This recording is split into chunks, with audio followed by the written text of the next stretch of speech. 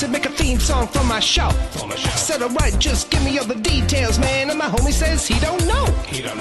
Well, if you're gonna pay me big bucks, cause I might should have something to say. He said, you know what I bring, I'm the customizing king, nothing else matters anyway. So is he gonna have guests? Is he gonna go live?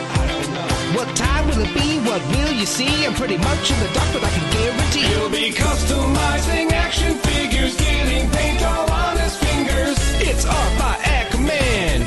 It's art by Akerman. Tips and tricks and conversation, sharing his gift with every nation. It's art by Akerman. Art by Akerman. You best get ready, cause now it's time for Art by Akerman.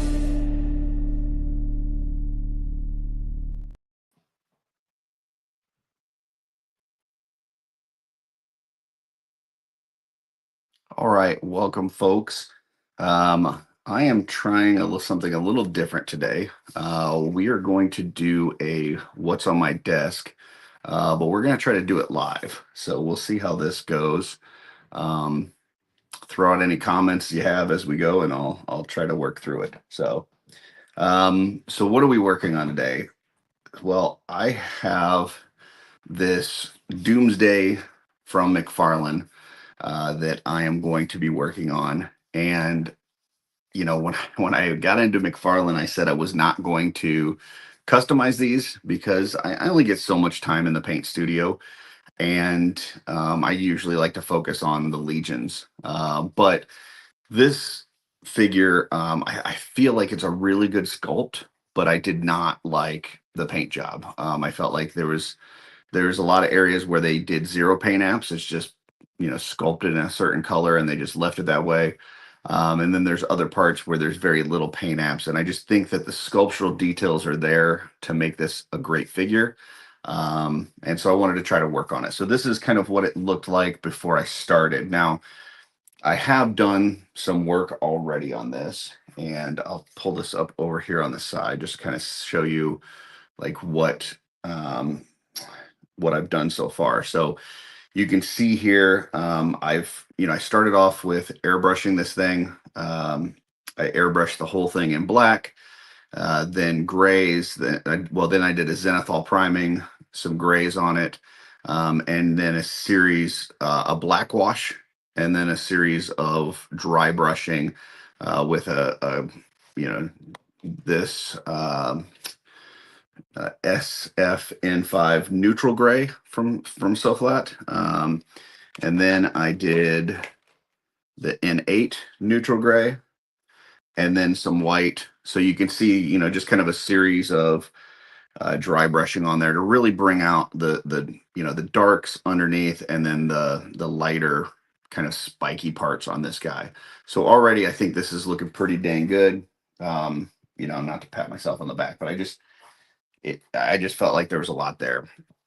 On the head, I put some blue tack on the eye sockets because I really liked the paint job that they did on the eyes, but I did not like the rest. So I put some blue tack there, did the same thing with this, airbrushed it black, zenithal prime, and then started going through some layers of dry brushing to bring out the details.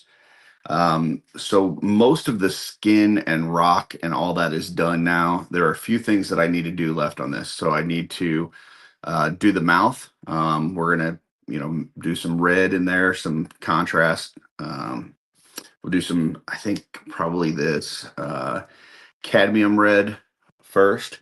And then we'll do some different contrast paints in there to bring out the tongue and the inside of the mouth. Let me take this overlay down now. And then let's see, I've got like the clothing parts that he's got. This is kind of the first layer of green that I've put on here. This is the color I'm using here. It's this flat permanent green. So I'll do another coat on here, make sure that I've got all the areas good. Then I'm going to do a contrast with the orc flesh, and then do some dry brushing of the original color back over it. I have his belt that I need to get some metallic on, as well as some parts around the lower part of the leg. and I might be able to put them together at that point. So mouth, the clothing parts, the metal parts, and then reassemble. So that's kind of where we're at. And just to give you an idea of what I was going for, this is a Prime One Studios, I believe, Doomsday statue. And this is kind of the look that I wanted.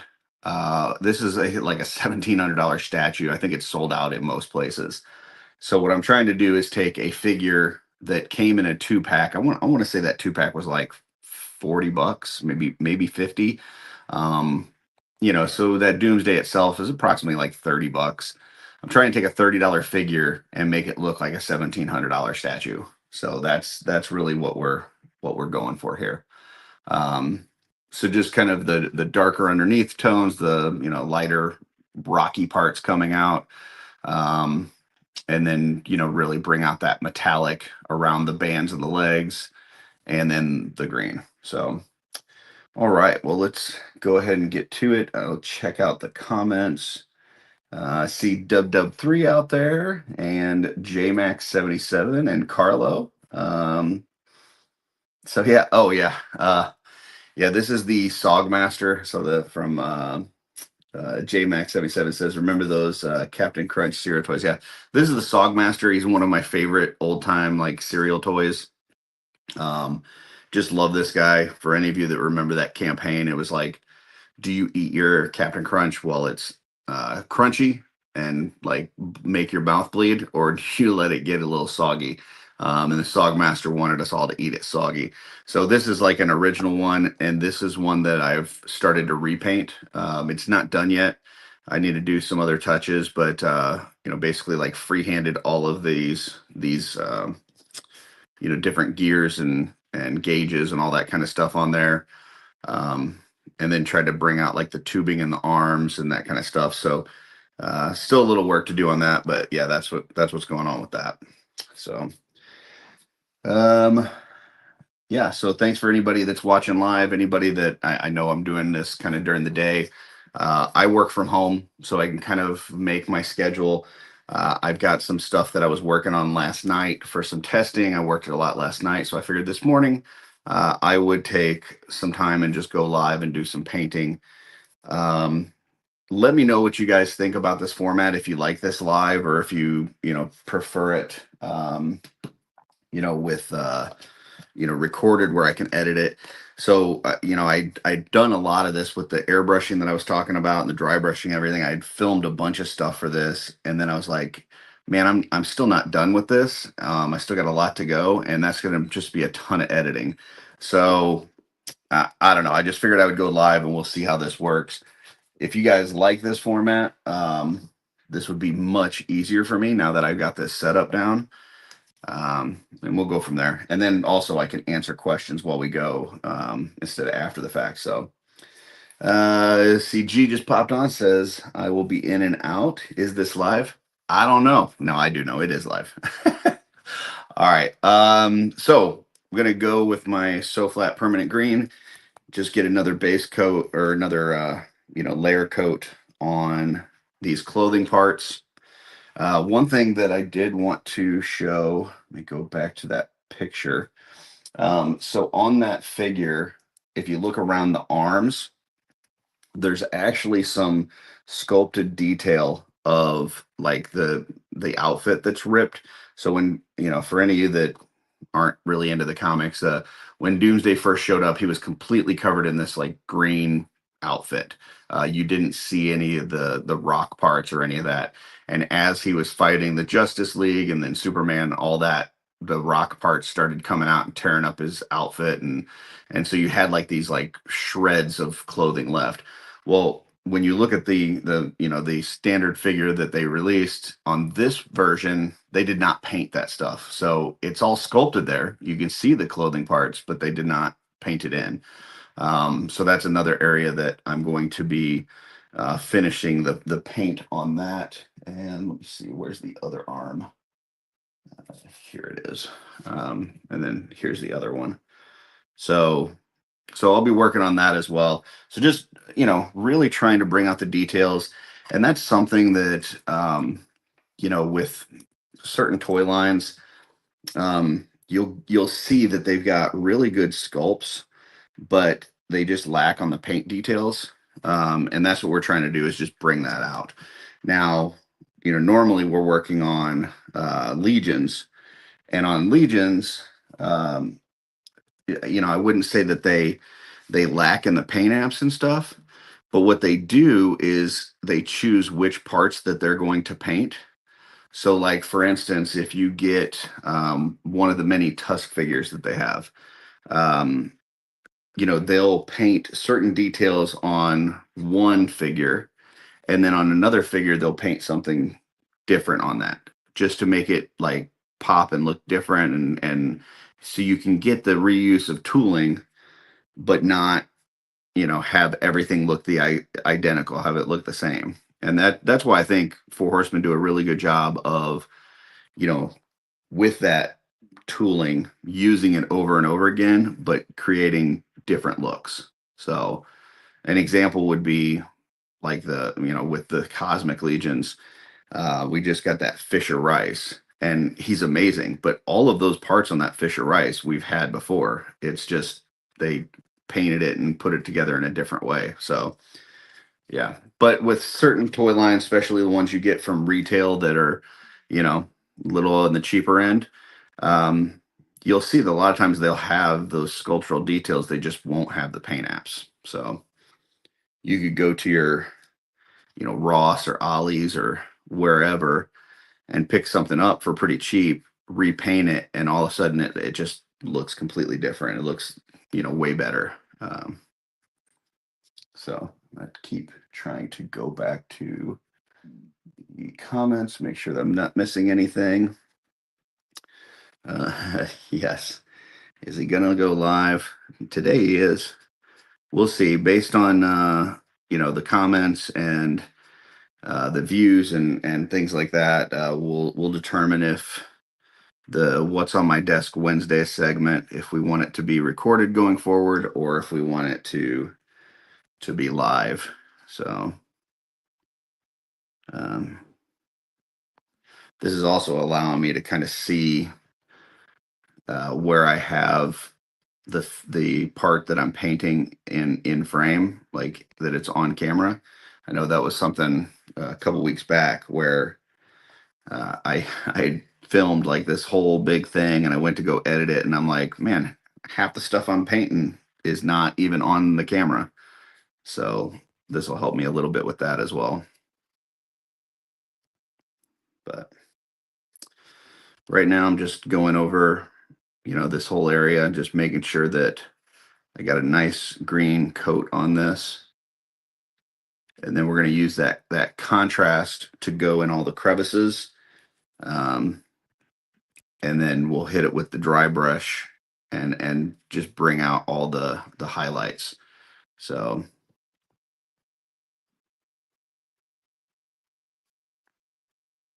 that's kind of, I mean, I know there's different ways to use all different kinds of paints and stuff, but that's typically how I use the contrast, is just to get in the crevices, make it a little darker in the recesses, but then I almost always hit it with a dry brush afterwards to bring those, highlight details back out. So this is an FYI. Okay, so I've got most of the lower trunks done. There's this area up top that I need to paint, but I want to let this dry a little bit. So I'm gonna just put that over to the side, and I'll grab my next part. Maybe got stuck on the little so this is part of the leg, and I just got to work on this section here. So let's see how far I can bring this. Okay, if I bring it that far, then it's in the frame. So I'll stop right here. That should be good. That allows you guys to kind of see what I'm working on, and I've still got my magnifier on this. So I am checking the comments too. So if you guys have any questions or anything, let me know. And like I said, I did film the parts where I'm airbrushing and dry brushing. So if that's something that you guys would want to see at some point, I can try to work on editing some of that. Um, but none of the audio is usable. I'd have to take the audio out and then do like a Mystery Science Theater 3000 on top of it and make fun of myself. So if you're interested in seeing me make fun of myself, let me know in the comments.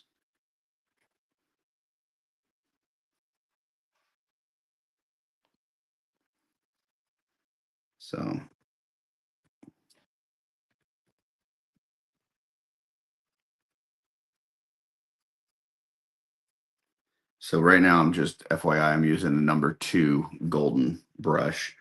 Um, and I'm using that So Flat permanent green paint. And I'm just trying to get some really good coverage on this.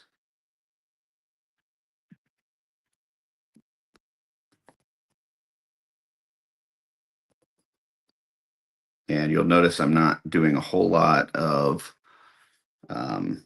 painting on my thumbnail right now. And that's because I'm doing large coverage areas. When I get to like those cloth parts on the arms that I was showing you, that's all like torn up and it's smaller details. That's where you'll see me, put some paint on my thumb, make sure I got the right consistency, make sure I got the right amount on my brush, make sure I got a good point on my brush, all those kind of things, so that I don't go over into the areas that I don't want to cover. So,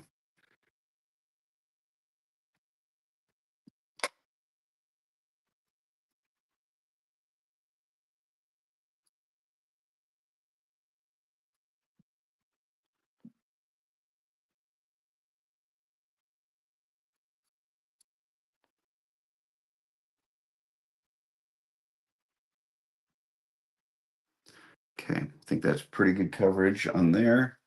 Let me show you what I'm using for this. So, this is just a piece of double foam.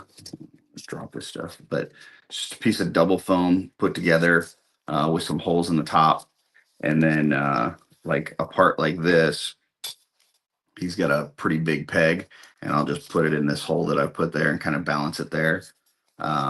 Whereas some of these other parts I've got on these sticks, that way I can hold them and paint them and then put them back when I'm done. So that's what's going on there. I'll move over to the other thigh, and I just dropped that part that I was just painting. So let's take a look at that one. Make sure that I didn't mess it up, get any buddy hair on it or anything. So it looks like it hit right here, kind of smudged some of the details. But this is the part where you get to see the mistakes that I make. So, and for some reason on these What's on My Desk Wednesdays, that seems to be the part that people like the best. So there you go. Mistake number 1. Don't drop your parts on the floor, especially when you have a dog and he leaves hair everywhere.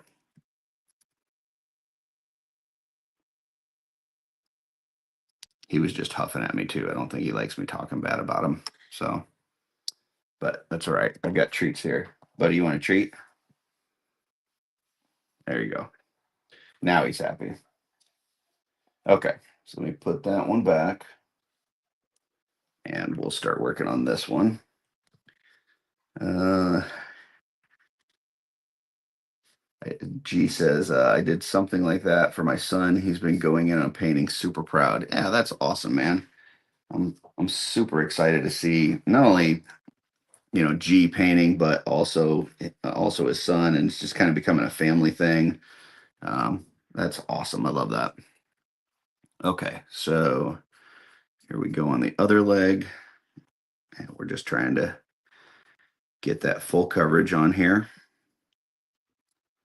When I put the first coat on, because there's so much sculptural details in this, a lot of the paint went into the crevices, and on the surface, it kind of made it a little bit thinner. And so you're seeing like the black primer that I used underneath. And so what that's meaning is the raised parts are darker and the recesses are lighter. And I want the opposite. I want the recess darker and the raised lighter. So that's why we're doing this second coat. We'll do the contrast, which will really make those recessed areas darker. And then that final dry brush that we do will bring out those highlights. So because the way that, I don't know, I'm not, Mr. Wizard or something here, Bill Nye the Science Guy, but the way that light hits areas, it's going to hit the raised areas more than it's hitting the recessed areas because you're going to have shadows and stuff. So typically you don't want your raised areas dark and your recesses light. You want it the reverse. But when you paint, especially if you're painting in thin layers, if you don't get good coverage, that's exactly what will happen is you're painting this light color on a dark primer, and the raised areas will stay more dark and the recesses will be more light, and you want it the reverse. So just a process. And I can tell you this one, I've been working on this since Sunday. I'm not the fastest painter. So just as an FYI, I'm very meticulous about the details. I'm not any sort of natural artist. So, I guess my strength when it comes to painting is that I don't stop until it's the way that I want it to. I don't settle.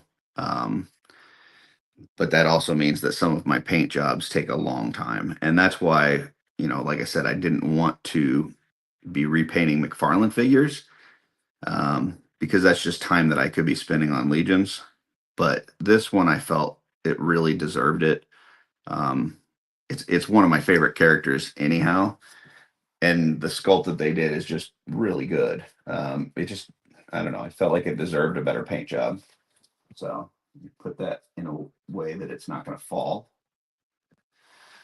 Okay, we'll go to the feet next. Now, on the feet, he has a little bit different shoes than what I've seen in others. So let me see if I can pull up this. So like on this Prime Studios one, like he's got different, it looks like they're using like almost a metallic on the bottom, but I don't think it has this raised area in the back. And it starts to kind of go into the other part of the sculpt. So I'm deciding to really stop with the green here. And then I think I'm going to do black with a little bit of dry brush metallic on the lower part of the sole. But I think it might be more prevalent in this other one. Hold on one second. That part just went rolling across the room. Darla will assist me with that one. Thank you. Yep, she's got green on her hand picking it up, folks. So thank you. Yep. So let me take a look at this, and then I'll show you what I was talking about on the foot. That's two mistakes, folks. 2 times dropping it on the floor. This one was because I was balancing all of those parts that you saw on that foam tray. I was balancing it on top of my airbrush station. Yeah, so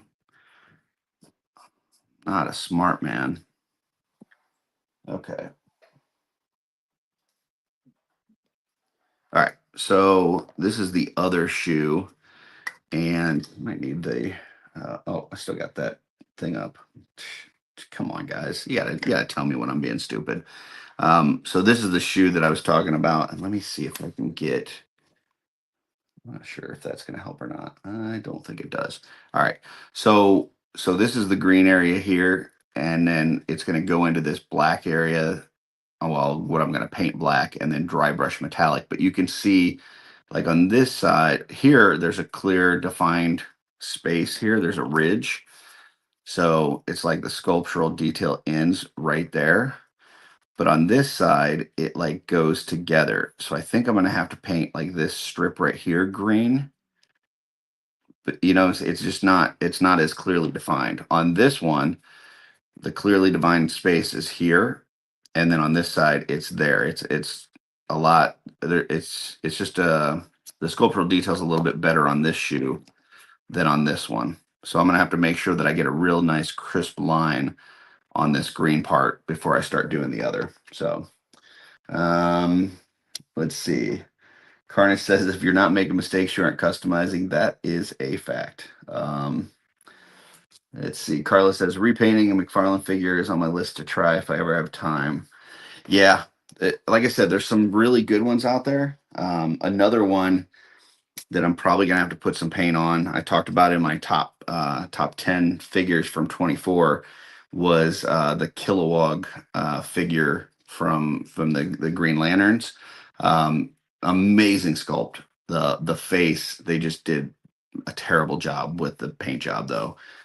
They just really sculpted it in that one solid color and did nothing with it. So all right, here we go. Now I'm gonna try to work on this shoe. Let me make sure I got it in frame for you guys and not my magnifier. All right.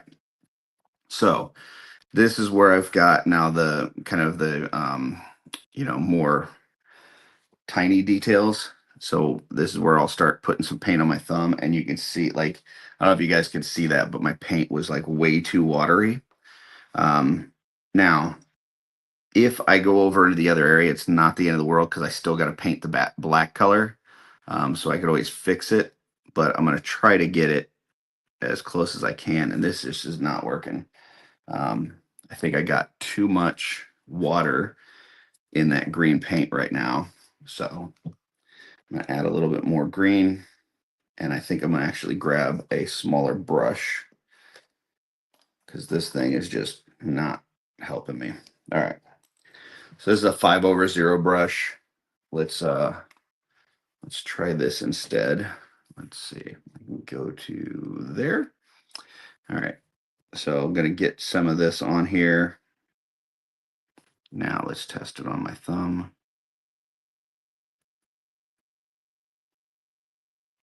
All right, that's better.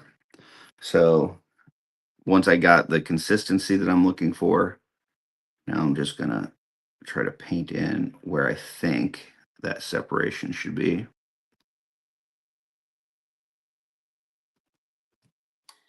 So there you go. So now it's a little bit better. It would have helped if the sculptural detail was there a little bit more, but I think that'll work for that section. Um, and then now I'll just go over the rest of this just to get that good coat. And so now I'll switch back to my other brush. And this is kind of the same thing when you're doing like third party legions stuff. Sometimes the sculptor really helps you out and they've got something there that catches your brush a certain way and looks amazing. And then sometimes the details just aren't there and you got to figure out how to make it work. So, there's a lot of really good sculptors out there and really good, you know, third party printers. And then you've got folks that are just kind of, you know, printing from their down in the basement or their kitchen or wherever. Speaking of which, don't print from your kitchen. Come on, like that's yeah. There's some nasty stuff in that print, but um, and maybe they're getting stuff from a Patreon or something like that. And sometimes the details are there, sometimes the details are not. Um, but yeah, you'll figure out like as you're getting more into this hobby there's going to be certain sculpts that you're like, man, I really like that one, and you're going to find that a lot of the ones that you like were sculpted by the same people. So um, that was one thing when when Legion Shop was around. It was nice that you could go to kind of that one spot and get stuff from a whole bunch of different artists and see what you liked. Um, And then, it helped those folks get a start too. I mean, that's kind of where I got my started. I know Carla was in the chat.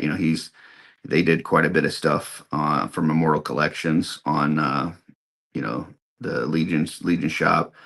So it was a good collection of artists, and it allowed people to kind of get a wide variety of this stuff. Now there's just so many folks that are doing it like on the side because printers have gotten so cheap that I don't know. It's hard to tell sometimes, especially with these ones that are like Patreon ones or whatever, because it's like a sculptor will sculpt it and sell that file, and you may have, I don't know, 20, 30 people printing it and selling it. So depending on who actually prints it, you may get a good one, you may get a bad one. It just depends. So I know there's a lot of printers. What they'll do is even when they get a sculpt from somebody else, um, they'll just look at the tolerances, like the fit. If there's something that doesn't work, they make a small adjustment to it. Um, so I guess I'm saying not all parts are the same. Find what you like, um, and you'll be happy. So, uh, Carnage says Jason Demon sculpt has some awesome sculpts. Yeah, he does. He does some great work. Um, like I said, that's one where he sells those files to multiple people. So depending on where you get it from, there may be somebody that's made adjustments. There may be somebody that's using a different material to print it. Um, so you just, yeah, just be aware where you're buying it from, and once you try something and you like it and you know the quality that you're getting from that person, then you feel a lot more comfortable with it.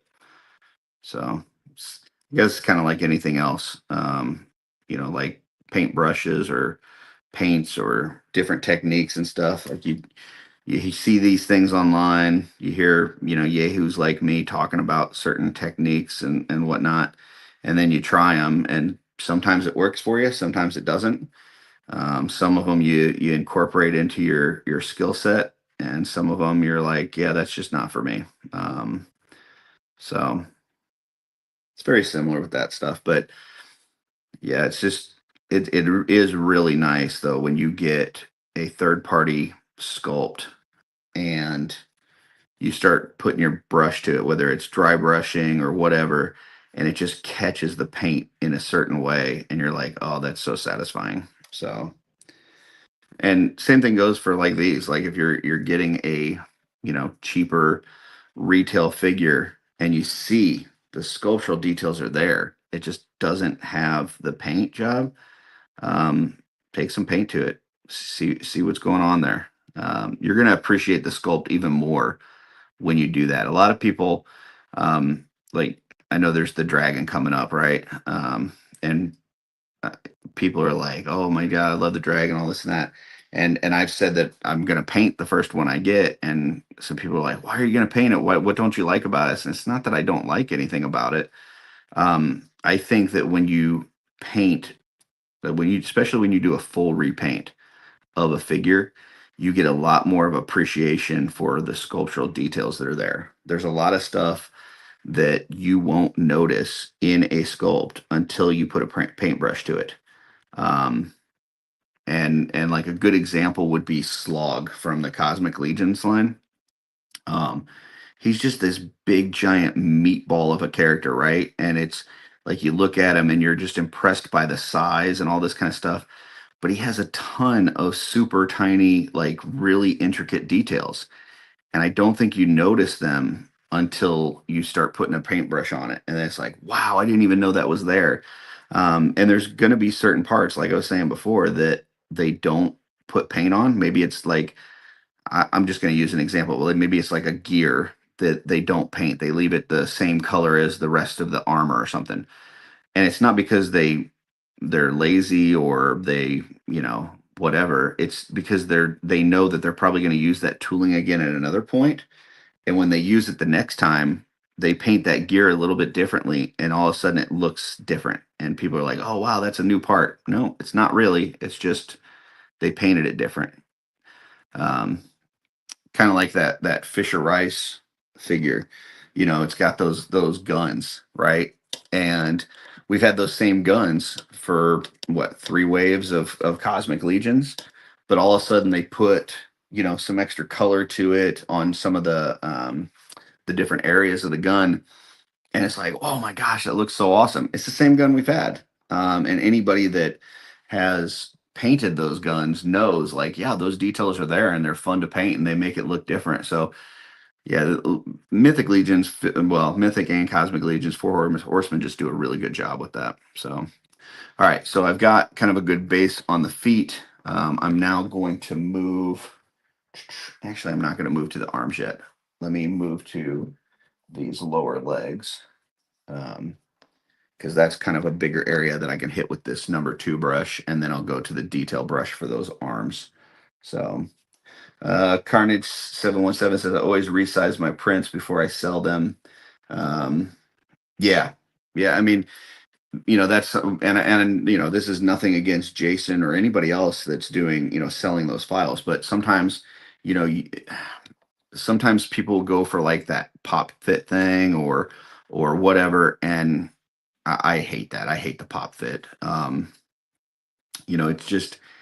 It just doesn't work with 3D printed material. Now you can get like a flex resin thing and spend a bunch more money, and maybe you can get it to where it'll pop fit similar to a actual injection molded figure, but most often that's not going to happen. What happens is you've got 3D printed resin that does not have the same give as an injection molded piece. And so you're either making it, when you're trying to do a pop fit, you're either doing it too tight to where you either have to Dremel it out or it breaks, or it's too loose and you're going to have to use blue tack anyways. So I would much rather, a 3D printer give me a bunch of space in there. And now I can throw some blue tack and I've got a wider range of motion than the other. And then, we've also talked about like that super glue trick or the hot glue trick where you put some, Vaseline or some cooking spray on a neck peg, fill it up with hot glue, and then pop that in there. And now you've got a pop fit that way. That would be a way to do it. But just 3D printing a pop fit doesn't really work so well. So I know there's a lot of folks that'll get those from, whoever the sculptor is selling the files and say, yeah, hey, I need to make that opening a little bit bigger. Or, like Carnage was saying, resize it, make it a little bit bigger, make it a little bit smaller. Just depends. People have different aesthetics. So, all right, put that one over here. I guess while I'm here, I can show this too. Let me pull up that overlay again. So this was the original figure, and then this is like one of the hands. So I mean, they do have some dry brush on the original figure, but it doesn't pop like this does. Like that looks way better in my opinion. For I just dropped 2 more pieces. I think they're dry though, or this one. So yeah, I think those legs, I thought they would stand on their own, but that's 3 and 4 times that they dropped. So luckily this time they were dry. So we're good. But yeah, note to self, don't put those in like that. Now, I do see some green got on the bottom here. Some green got down here, which I don't want. That part was done, but now I've got some green on it. So that's a quick fix though, because it's still fresh. So just get some water on one of these cotton swabs and rub over that area.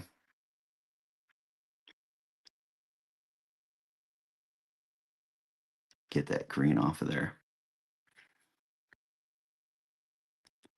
And when I finished doing the dry brushing on this, I also hit it with a Mr. Super Clear matte finish to clear coat it.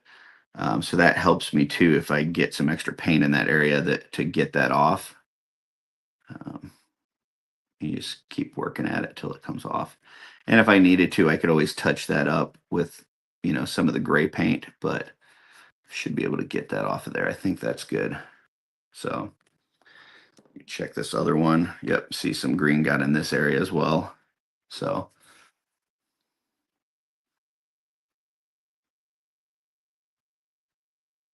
and these little things they have at Hobby Lobby. I think there's some on Amazon too, but there's a couple different sizes, and I use both of them. So there's actually three different ones that I use. So there is this one, um, which is pointed, kind of small.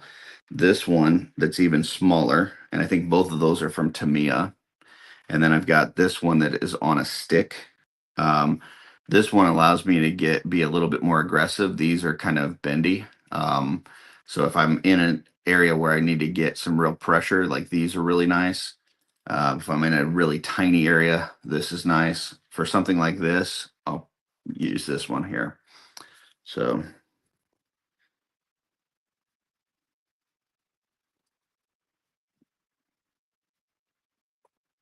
and then just going over that until the green is gone. It's back to the gray.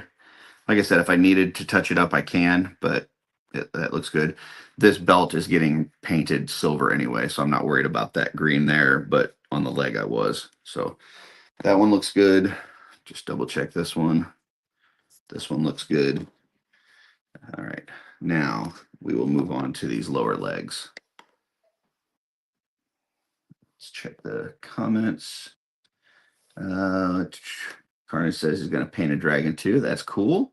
I have a flex resin, but only use it for vest. Yeah, I mean, I don't 3D print, so I'm not any sort of expert on that stuff. But I know that it's pretty expensive, so you really got to pick and choose kind of where you're using that stuff. So something that's going over a figure, yeah, I could totally see that. Or if you're doing like a waist covering or a loin piece or something, that would be a good area to use some flex resin. So um, totally.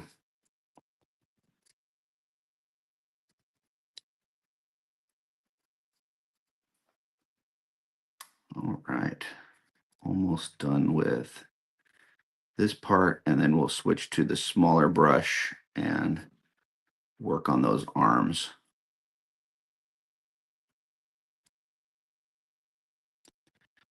All right.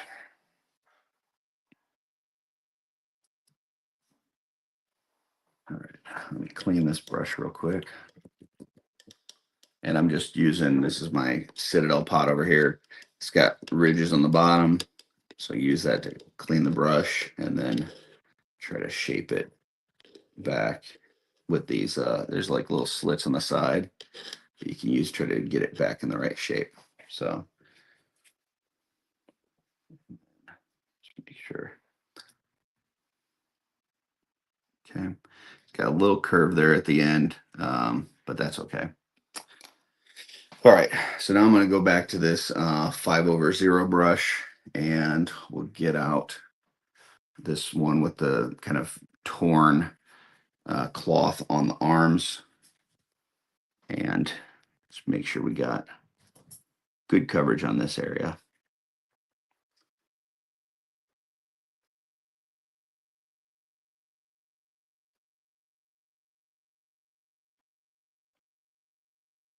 Now this is the part where it's very intricate details, because I've gotten the skin tone at this point where I want it, and I really don't want to have to repaint that or touch it up. So I've just got to be real careful as I'm going through this, making sure I don't go too far.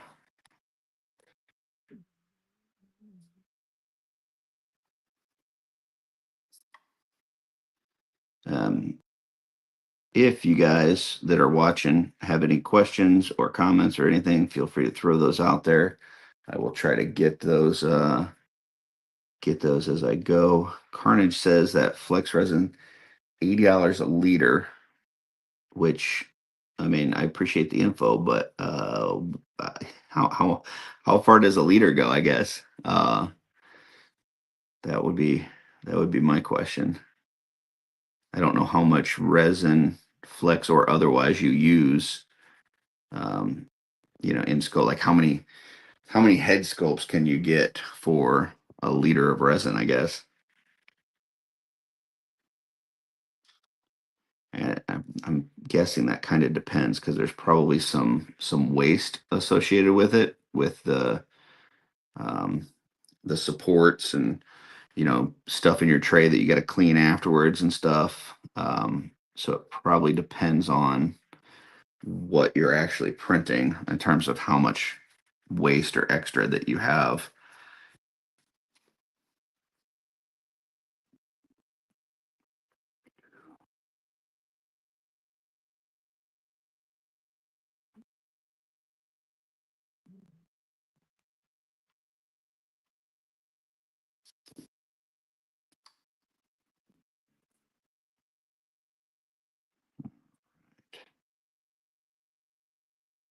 So this is looking pretty good as far as the base coverage on that green. Just looking for areas where I see like the black coming through. And I'm going to still hit this with a dry brush later. So it's not the end of the world if there's a little black on the raised portions, because I'm going to cover that again later. But just want to make sure I got good coverage on here. Now, I don't know if you guys are going to be able to see this. Let me grab my X-Acto knife. But like right here, there's some like choppiness on here. Um, and I'm going to try to clean that up just a little bit. So in order to do that, what I'm going to do is get some paint on my brush. I'm going to wipe it on my thumb and make sure I've got a good point on here, make sure I got good consistency. And then I'm going to try to make a solid stroke across. I don't want to dab it. I want to make one solid stroke, kind of straightening out those edges, straighten out that line. Because that allows your brush to kind of pull along that area and give you that line that you're looking for. So, okay. So I think that one is good. So one spot when I turned it, the light hit it and it looked a little dark. So let me hit that up. Okay, we'll put that in my rack, which is no longer balanced on top of my airbrush station. Um, let's see. Carnage says quite a bit. You end up wasting more resin on supports than actual item. Interesting. At least with flex resin. So cool. All right. Now we got the other arm here.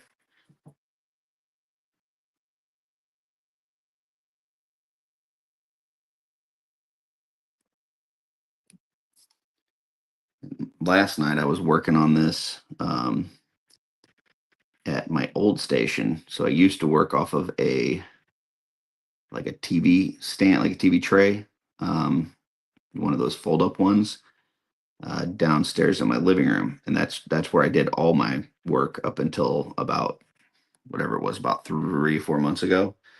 Um, so yesterday I was doing some work down there because I just wanted to be near my family and stuff. Because Monday we watched wrestling. I watched Raw with my daughter every other Monday. So I was painting down there while we were watching wrestling. And then yesterday we were watching The Lair. So I was painting while watching The Lair. But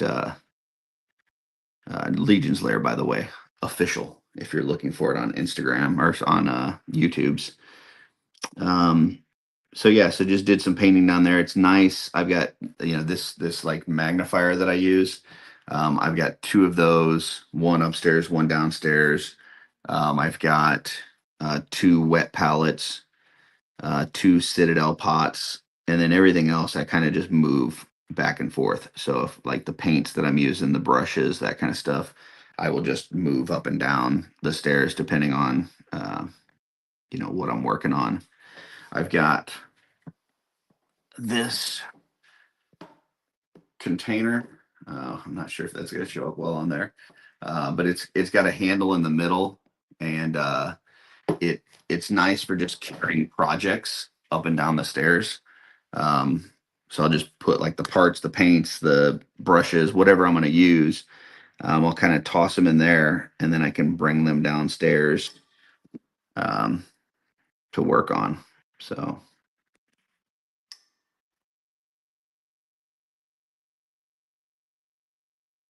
Let's see.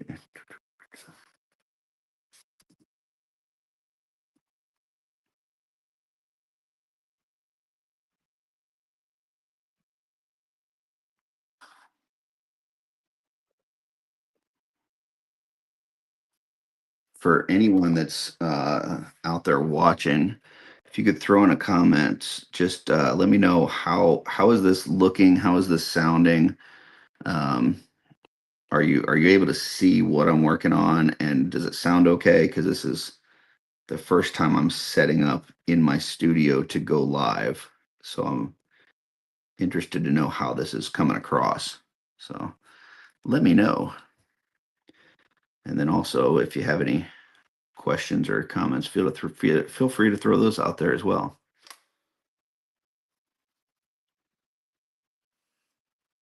Yeah, buddy just sighed at me.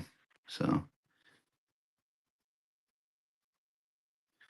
right, get one more. Where was that? I just saw an area that I wanted to hit. It's like you turn it and the light hits something a certain way, and you're like, oh, yep, there it is. There it is. All right.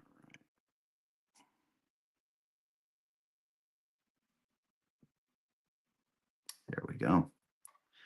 Okay. I think that's pretty good for the base coat.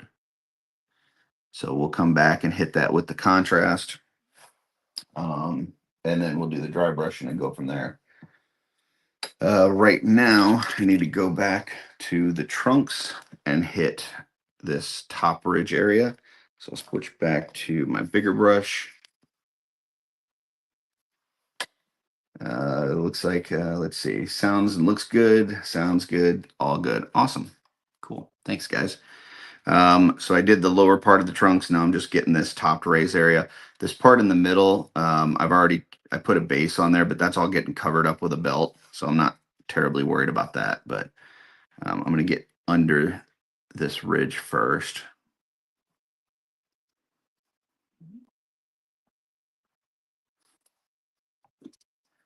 And another thing to consider on this stuff as you're working is the types of materials that you're painting on. So like this is a real flexible material.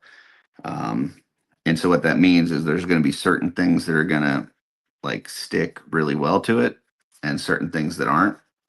Um, so like when you're priming, like this is a good one to use like a Citadel primer on. Something like this that's rock solid.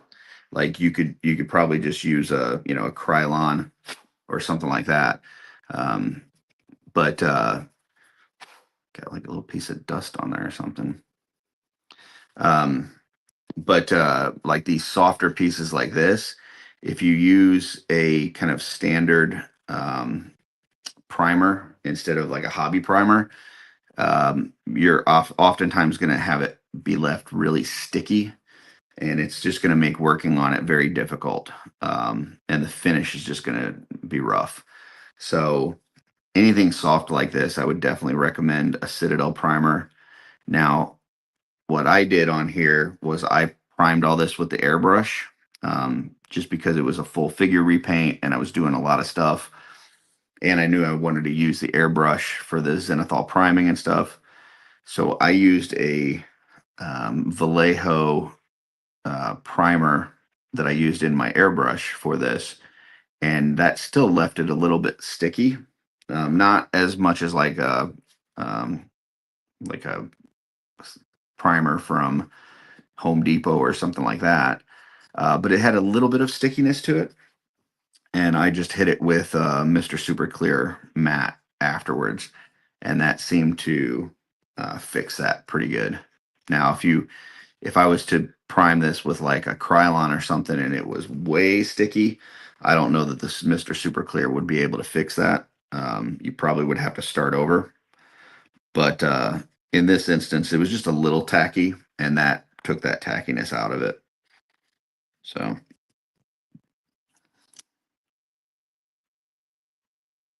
here I'm not being, super careful or detailed. You can see like the inside of that doesn't look the best, but he's going to be wearing that. You're not going to see those parts. So just getting the main coverage, and I think that's pretty good. Okay. So put that over to the side. And I think next I'm going to work on, I'll wait. I was going to work on the black and silver on these boots, but I think I'll wait till I do the contrast on the green and do the dry brushing and then come back to do that. Because if I do this really fine detail line work with the black and then I, go to contrast this and dry brush it, I may get green over the areas that I just detailed line worked and I just wasted that. So a lot of times it's just trying to figure out what order you're going to do this stuff in.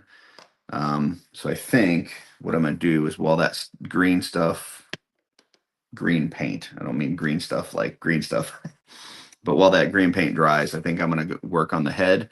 And the only thing really I have left to do here is on the mouth.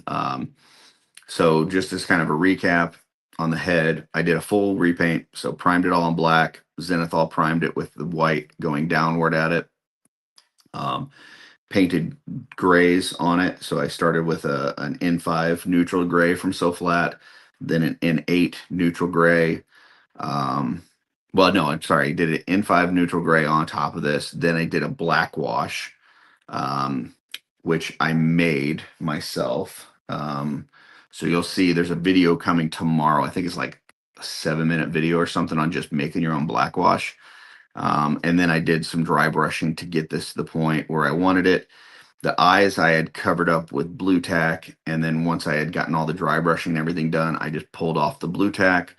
I touched up, made around the eyes a little bit blacker, and then I touched up a little bit of the white on the inside of the eyes. But I think that part's all done. So really, I'm just working on the inside of the mouth.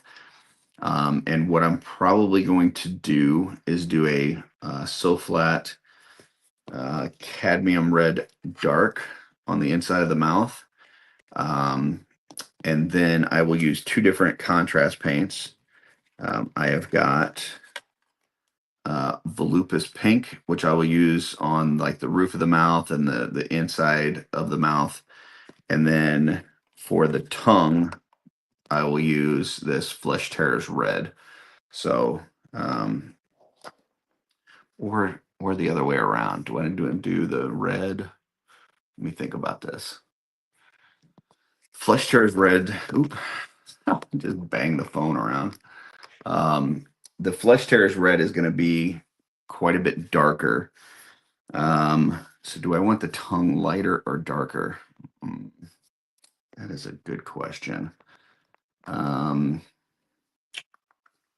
think I would want the tongue to be darker and then the rest of it to be lighter. So yeah, Volupus red on the Volupus pink on the rest of it, and then the Flesh Tears red on the tongue. I think that's what I'll go with. But either way, I've still got to do the cadmium red dark first. So shake that up and get some of that in here. We're not covering a big area, so we don't need a whole ton of it. I will go to my smaller brush. And this water is getting a bit green, but I think I should be okay for right now. I'm not going to quite switch that out just yet. Okay. And let's see, I can get to there on my camera. So I'm just going in and painting the inside of the mouth here. and I'm trying very carefully to not hit the outside areas that I've already finished. So I don't want to hit those teeth or any of that. Now, you know, I will probably hit something that I don't want to hit, and then I'll have to go in and touch it up. But I'm trying to make that very minimal. Um, so you're just minimizing mistakes at this point. And let me see, are you guys able to see that? Let me move this a little bit more. Let's see, I can get it to here. And just the angle that I'm holding it, I'm not sure if you guys are going to see it too well, but I'm just working on the roof of that mouth, and then I'll work on the lower part. And he does have an articulated jaw too on this sculpt. It's not going to articulate too well because I got it on this headstand with a bunch of blue tack, but once I'm done, this will open and shut. So I can even open it a little bit wider. And if I really wanted to, I could take this off the hinge there. I could pop that jaw off and do the full paint and then pop it back on. But I think I can accomplish this without doing that. So.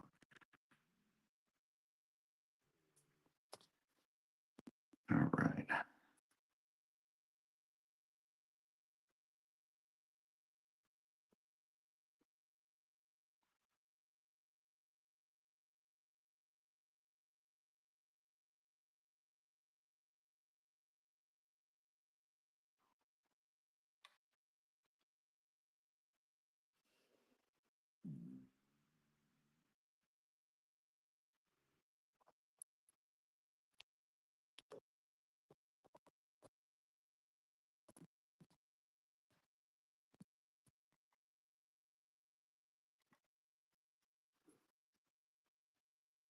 Okay.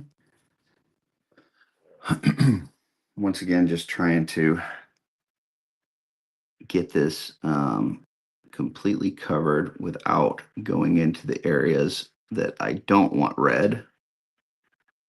So this is the kind of the fine detail work that makes you hold your breath and uh, hope that you don't suffocate while you're painting. I know there are plenty of times where I'm painting and Darla will have to come out and remind me, hey, remember to breathe. Oh yeah, that's right. I forgot. I got to do that. That's important. All right.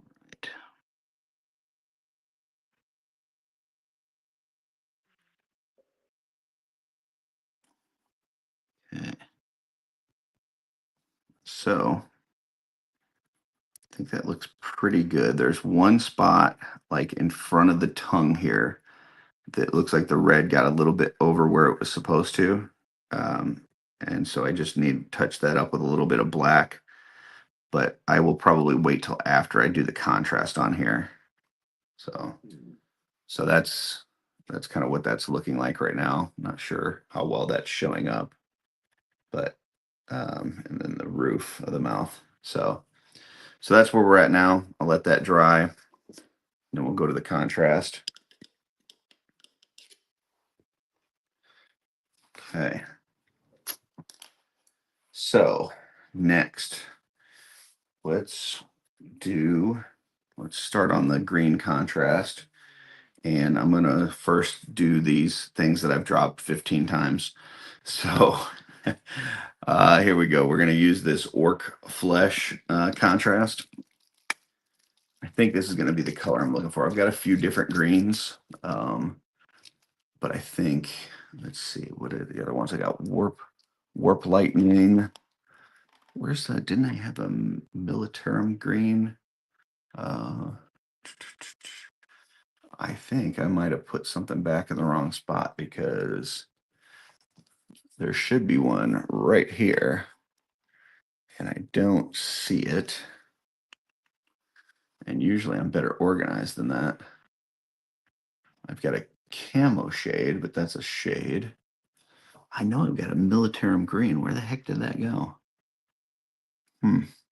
Oh, there it is. It's right next to the warp lightning. So I've got this Warp Lightning, I've got this Militarum green. I think that the Militarum green is going to be too dark. I don't know. I'm gonna try this Orc Flesh, but I may need to go with the Militarum. We'll see. Definitely not Warp Lightning. So let me try some of this. And I'm going to use this little fidget popper here. I did a video on this, whatever it was, like last week or the week before, on using the fidget popper with your contrast paints. So I'm just going to put some of this in here. And I may just, we'll try to carefully pour some because we're going to use quite a bit of that. These Citadel bottles are crap. They do get a lot of stuff built up around the edges, and then they don't want to seal. Don't necessarily want to use my wet palette for contrast paints because then it gets too wet. So I'm actually at this point going to close up my wet palette and put it behind me. I'm not going to balance it on something that it shouldn't be balanced on. And then we're going to start working from this. So I want some pretty decent coverage. So I'm probably just going to go back to this number 2 on here and just start working on putting the contrast on this. So let me get my lighting situation where I want it. Make sure that that's not in the screen. That's in the screen. That's not. I've got this. This is really cool. I'll show you this real quick. So this like light system where it's like these 2 lights and they're on an arm, so I can move it all around and everything. And it's really been helpful for doing like these videos and stuff because I can get the light kind of exactly where I want it to be, to where it's off screen, but it's still covering my desk. So I'm really enjoying that. But all right, so here's my piece. Let me move this. Let's kind of reorganize things a little bit. So let's get Sog Masters over to the side. Get water over here. We don't need these red contrasts yet. So, oops, turned off my light. Make sure that that's up with the right brightness. All right, here we go. So I'm just going to get some of that contrast paint on here and start going over this area. And I'm pretty sure that's going to be the color that I want. Obviously with some highlights afterwards, but I think that's the right recess color that I'm looking for. So, and I'm not worried about being too careful on this transition from the leg to this like metal strap area, whatever, because I'm going to paint that still anyways. So it's not the end of the world. I mean, I don't ever just try to get the wrong color paint on there because the more layers of paint, contrast, anything that you put on something, the more you start obscuring the details. So I'm not intentionally trying to hit that area, but if I do hit that area, I'm not going to lose my mind about it either. So.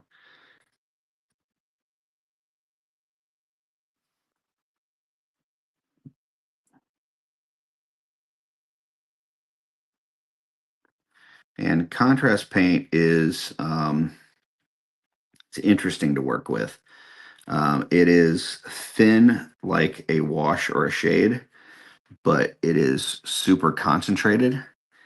And so if you work with it while it's drying, sometimes you can end up with weird streaky spots or you know, as you're hitting it with a new, like if you're going over an area that's trying to dry, you can kind of get some weirdness where it'll pull up some of the first layer of stuff as you're trying to put on the second layer.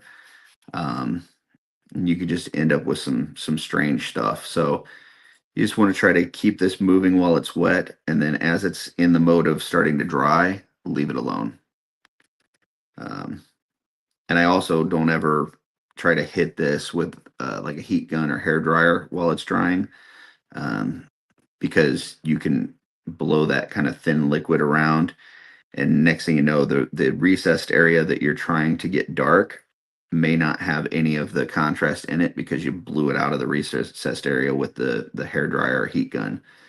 So just kind of put it on, get it, the coverage that you're looking for, and then leave it alone.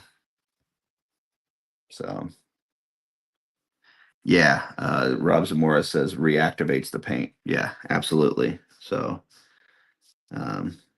yeah, so I'm just trying to avoid that. So like I said, once you get the coverage that you're looking for, let it dry, and then if you see that there's areas that you need to touch up, you can always come back to it after it dries and add some more. So that is what we're looking at there, and I feel like that's a pretty good recess color. Um, so we'll probably come back and touch up some of the areas, like it looks like right here could use a little bit more. But we'll see how this looks once it dries, and then we'll come back and hit up any extras, and then we'll do the dry brushing and call that part done. And then we'll have the top part done, the bottom part done, and we just need to do the kind of middle short strap. I don't know what that, it's like a belt around the bottom part of the shorts. I don't know. I'm not sure what that's called. All right. So now instead of putting this back in the foam thing that has been causing me problems because it keeps falling over because this peg isn't long enough, I'm just going to use an alligator clip, grab the end here, secure that pretty good, and then I'm just going to pop that in one of my holders for the alligator clips, which is probably what I should have done the first time, but I'm stubborn. And then definitely what I should have done the second time, but I'm still stubborn. And then after 3 and 4 times, I finally wisened up. So, all right, let's see, how far can I get to there? So now we're just going to work on the other one. And sometimes you'll see like little dust particles or little, like, I don't know, stuff that like hits your sculpt. You can just try to blow it off or brush it off. I also keep a air can nearby, and sometimes that'll work. Man, that is just not. It's like stuck on there, but I can see it's not like paint. It's like some sort of dust particle or something. So what I'll do is I've got one of these. This is a Martha Stewart paintbrush, but I never use it for painting. I only use it for like dusting. And so what I'll do is just kind of hit that with that. Man, that is just like not wanting to. It's like really stuck on there. Might have got stuck as the paint was drying. There we go. Finally got it off. So, because what I don't want to do is put paint on top of that and adhere it to the figure itself. So, and looking, okay, there's a line right here, and I'm just trying to make sure. Okay, couldn't tell if that was part of the sculpt or if that was like a brush hair or a buddy hair, but it did look like it's a brush hair. So get that out of there. Now I've got a few spots here where I can see like the black primer showing on the raised areas. But a couple things. One, I'm going to be going over this with a dry brush, so I'm going to probably hit that area anyways. And also, this is going to go into the leg socket, so I don't know that that part's going to be seen at the end of the day. So let me make sure. Yeah, there's another paintbrush hair. And try to grab this with my X-Acto and my finger. If it didn't work, I've got my little tweezers over there, but it did. Okay, so we're good. All right, go back to my contrast.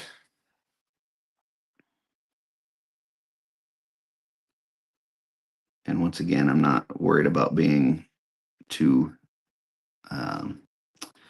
too detailed on this. I'm just kind of sloshing it around, covering the whole area. Making sure I get all those recesses.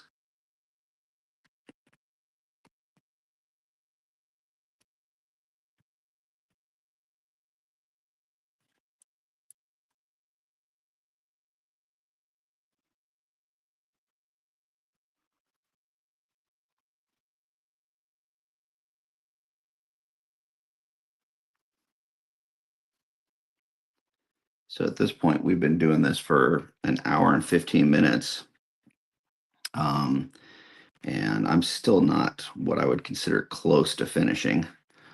So you can see, like I said, I'm not the fastest customizer in the world. But just keep going over these things till I get it to the way I want it to, and that we'll take it from there. But I think I should be able to finish this figure today. Not sure if I'll be able to finish it on this live stream, but I should be able to finish it later today.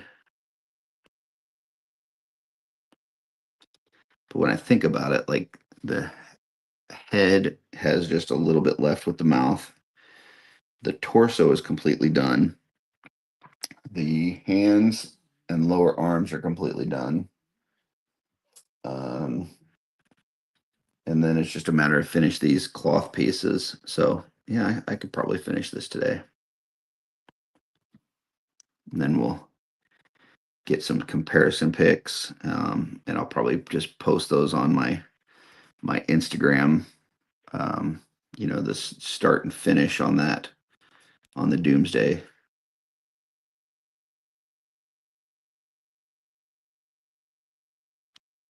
Okay, so it looks like pretty good coverage. Go ahead and grab another alligator clip.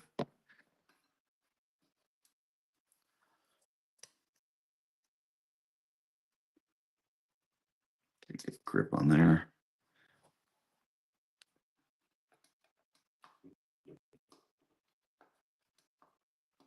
All right.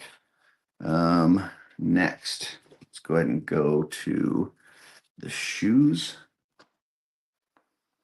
I'm going to need some more contrast. I did put a ball bearing in this one just to help shake it up, and I almost grabbed the wrong one. That's the military green. We don't want that. We're using the orc flesh. What is it? Orc flesh. So that one doesn't have a ball bearing, but that's all right.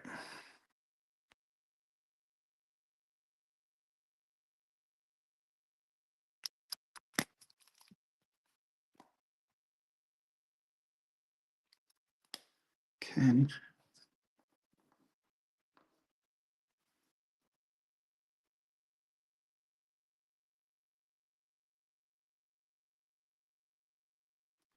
Now, one thing with the contrast paints, it's a whole lot easier to apply and get the look that you're going for on very textured areas than it is on flat areas. And I know you can apply contrast through an airbrush as well.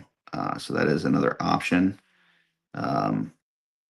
But yeah, it's just on flat surfaces, you can, depending on when you're working with it and how close it is to drying, you could end up with like brush strokes in there and stuff like that, that could make it look a little rough. So you just want to try to work fast with it, throw it on there, and then let it dry, leave it alone.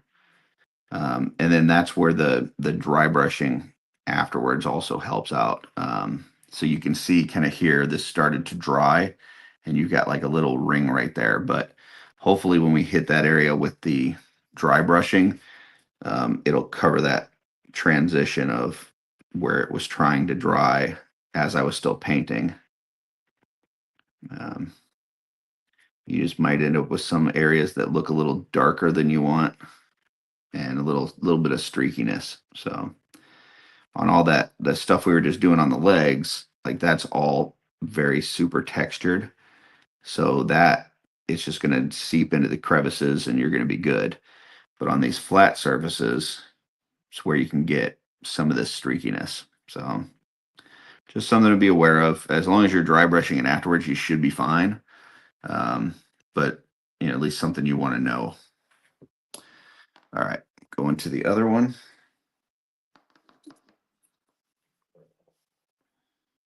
And that's, oh, looks like I got some water or something on there.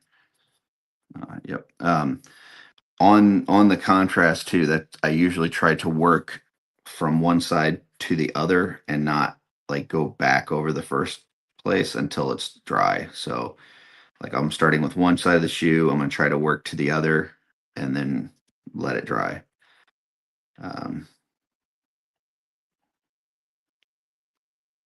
Because the more you keep working with it as it's drying, that's where you get that reactivation that Rob was talking about.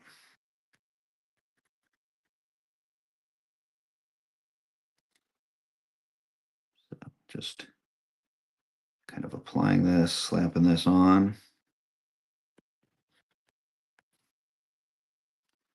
The one area I definitely want to make sure I get here is like this little recessed ridge. I want to make sure that that's covered.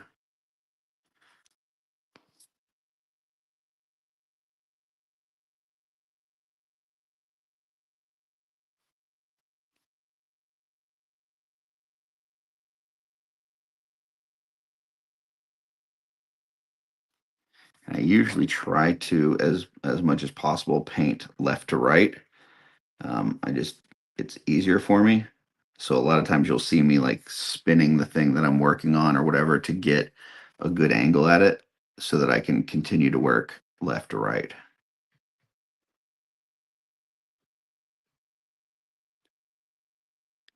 And I'm not sure if you guys are hearing that, but Buddy is actually across from me snoring right now. So he is a lazy dog. Good dog, cute dog, but lazy.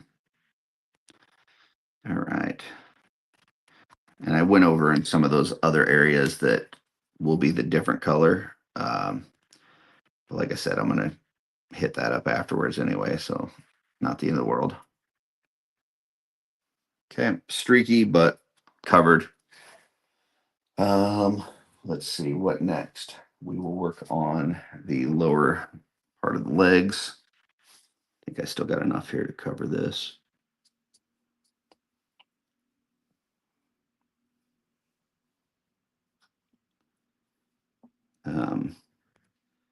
Should have a few deliveries today. I think my Necronominus should show up, my all-in. And then I also have some effects coming from Canna Beams. If you're not familiar with them, they are on Instagram and they do a lot of like spell effects and just some really cool things that go with your action figures for like Marvel Legends and stuff like that. And they've started to do some for Cosmic Legions, like some shields and like laser blade weapons and things like that.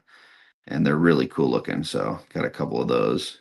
So that should arrive today as well.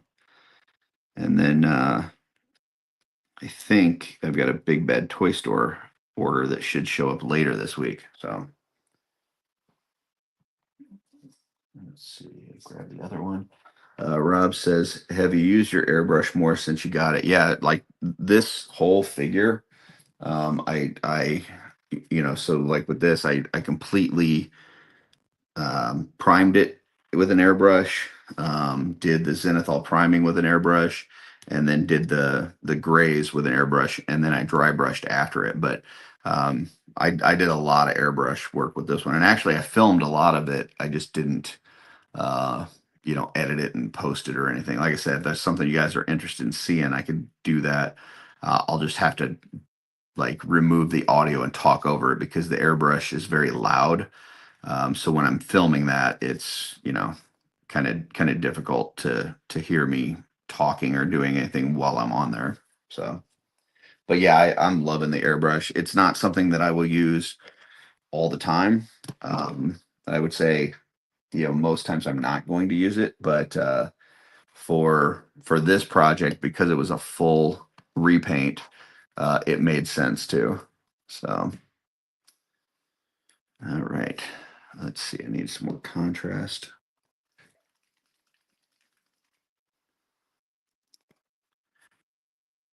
I also worked on, I'll give you guys a little uh, insider view of something that I'm working on.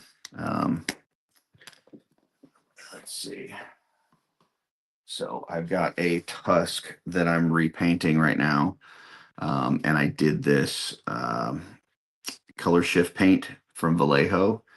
This is, I think it's called like um, something blue electric violet or something. So it like goes between blues and purples in the metallic scale. So I've painted an entire tusk with this color, and then I'm going to go in and do the details with some other trim color and stuff with that. So that should be fun. But yeah, that's another, working with color shift paints is really nice on an airbrush. So um, let's see. Here we go.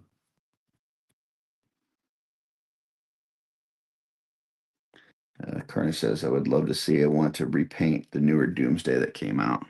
Cool. All right. I'll see if I can, you know, splice some of that together. Because a lot of it is just the same thing over and over.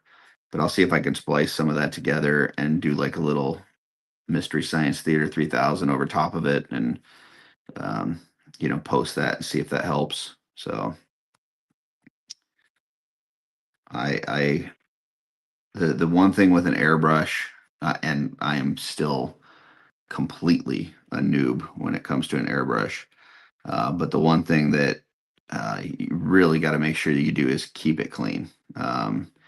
Cleaning in between paints that you're using, cleaning in between sessions, taking it apart to clean it, all that kind of stuff. So, I have a pretty good routine, I think, for keeping it clean as I go and then cleaning it at the end of the day. That helps out quite a bit. But that's like the best piece of advice I could give to anybody working on an airbrush is just, make sure you're keeping it clean. So, all right, I am now going to work on the trunks part. So what I'm going to do is similar to how when I first applied the paint. I'm going to work on the bottom portion, sit it down, let it dry, and then later I'll come back and work on the top portion, and that way I can sit it like this and let it dry. So first I'm going to work on the bottom. Let me make sure I need quite a bit for this piece, I think. So,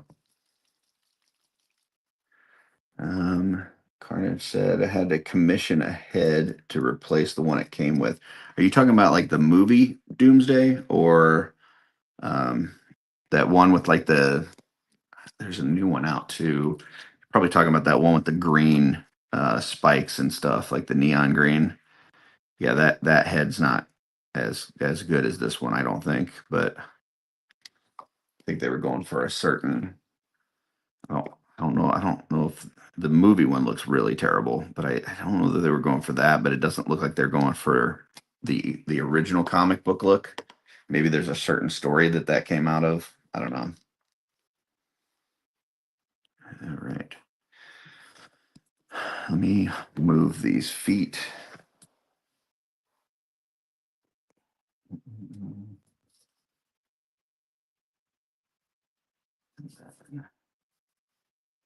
This arm over here. And where did my other arm go? Oh, there it is. Just get those two ready. Okay. All right. So start applying this. I'm gonna hit the bottom of the area first, the crotch piece, I guess, because that's the part that once it dries that I'm going to hold to do the top. So I want to hit it first so that it's also the first to dry.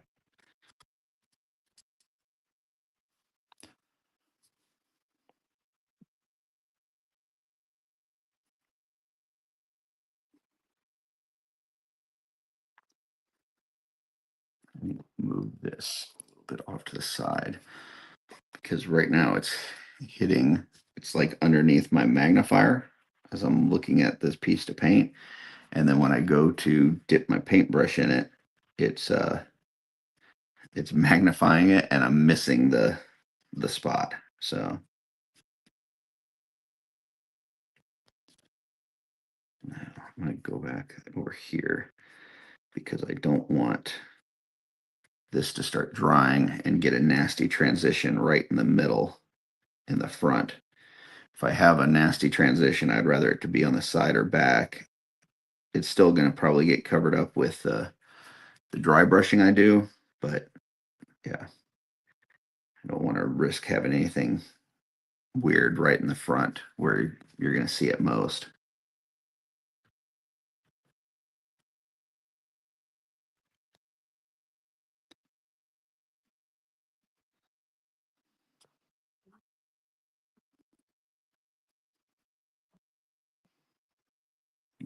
Low on the contrast in that fidget popper, so hopefully I've got enough to finish this part. If not, I'm going to have to open the container and get some more. And there's a good chance this is going to start drying and give me some weirdness. Yep.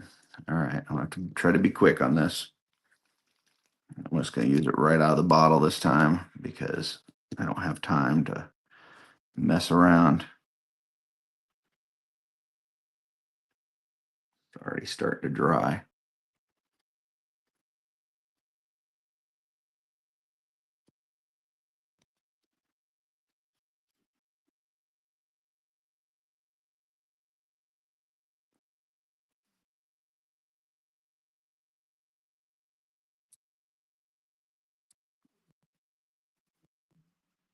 All right. I think we're good there. So I'll put that down, let that start to dry. And now I can work on these arm pieces. So on this, I want something smaller than this too, but bigger than like the 5/0. So let me see what I've got. Let me get some more of this in here. And actually, I'm just going to fill up a couple of these. There we go. All right. Wipe this off.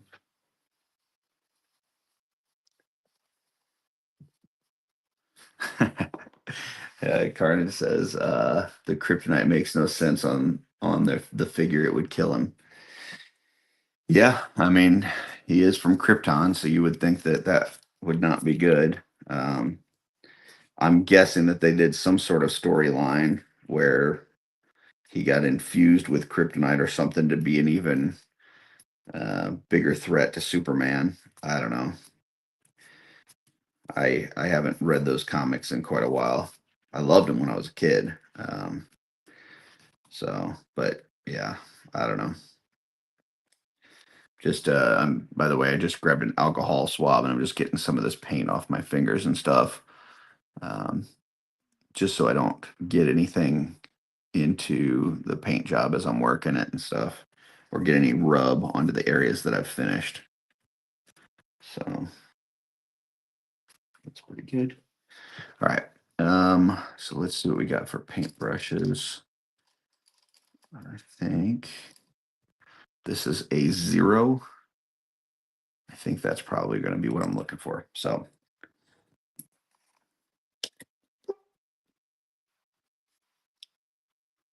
okay.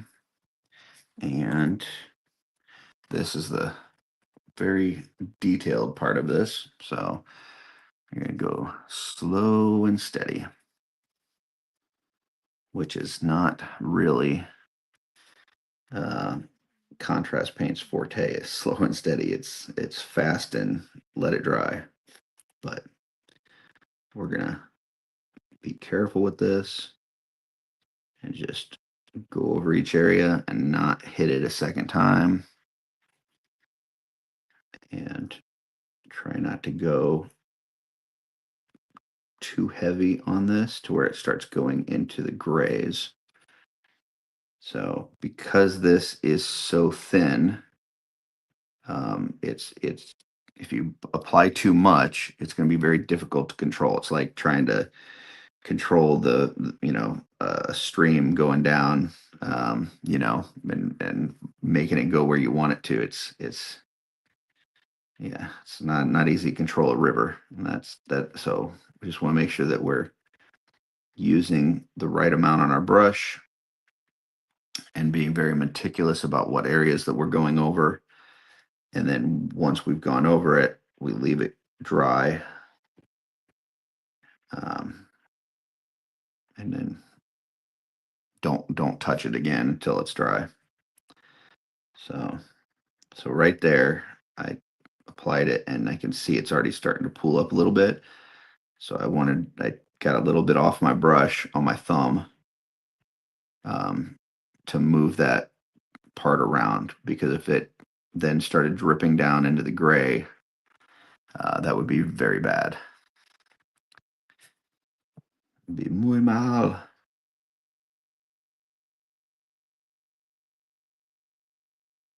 So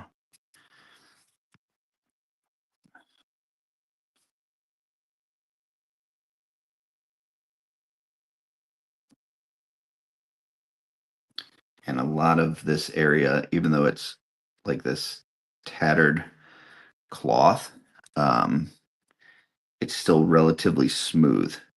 It's wavy but smooth.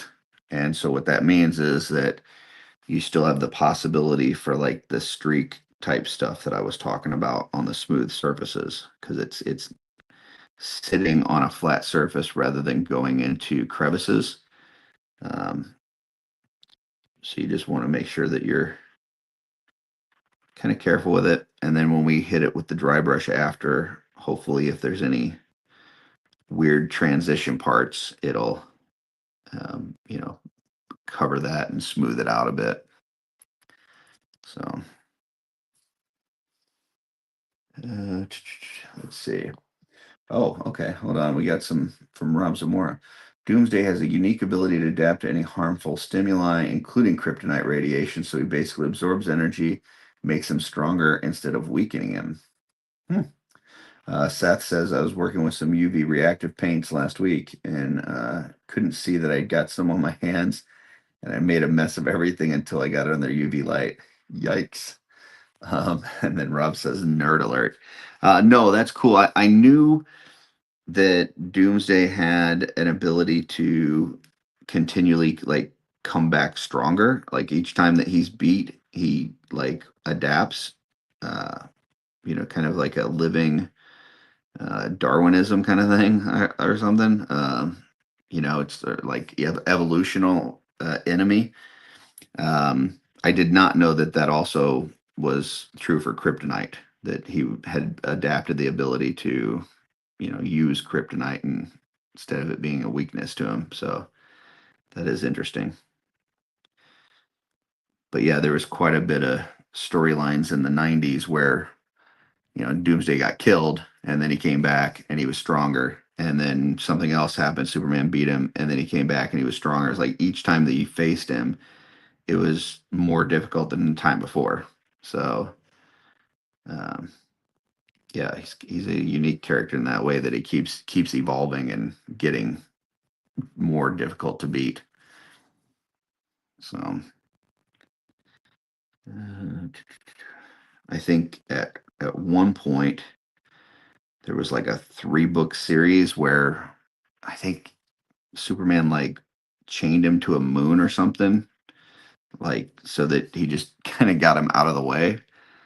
Um, and I'm sure he at some point got off the moon and came back from that, but he was like, basically just out of sight, out of mind kind of thing. So, which is kind of what the Phantom Zone used to be. I wonder if he ever sent him to the Phantom Zone. I'm sure he probably has. If I just thought about it sitting here painting, I'm sure some comic writer thought about it.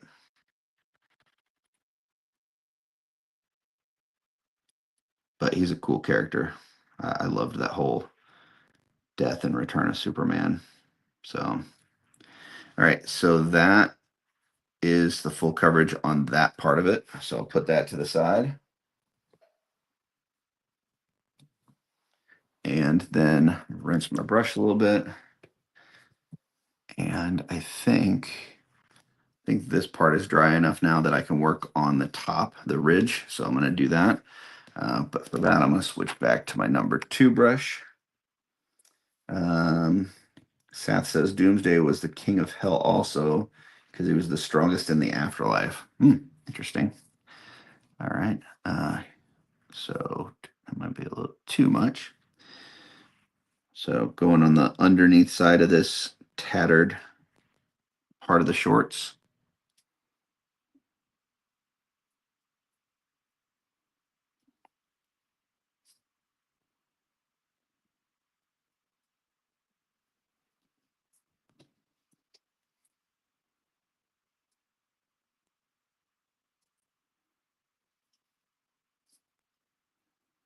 And then there's this ridge in the middle that I'm not terribly worried about because, like I said, it's going to be covered up with that belt.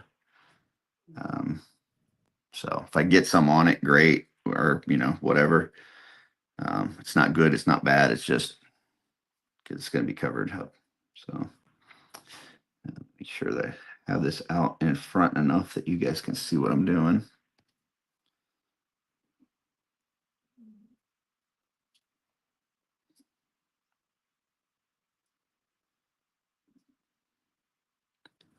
I guess I never really considered DC having an afterlife.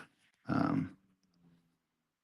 know like Marvel has like a Hell and Mephisto and all this and that, but never really considered it with DC. And Seth has something to do with fear too. Interesting. Okay.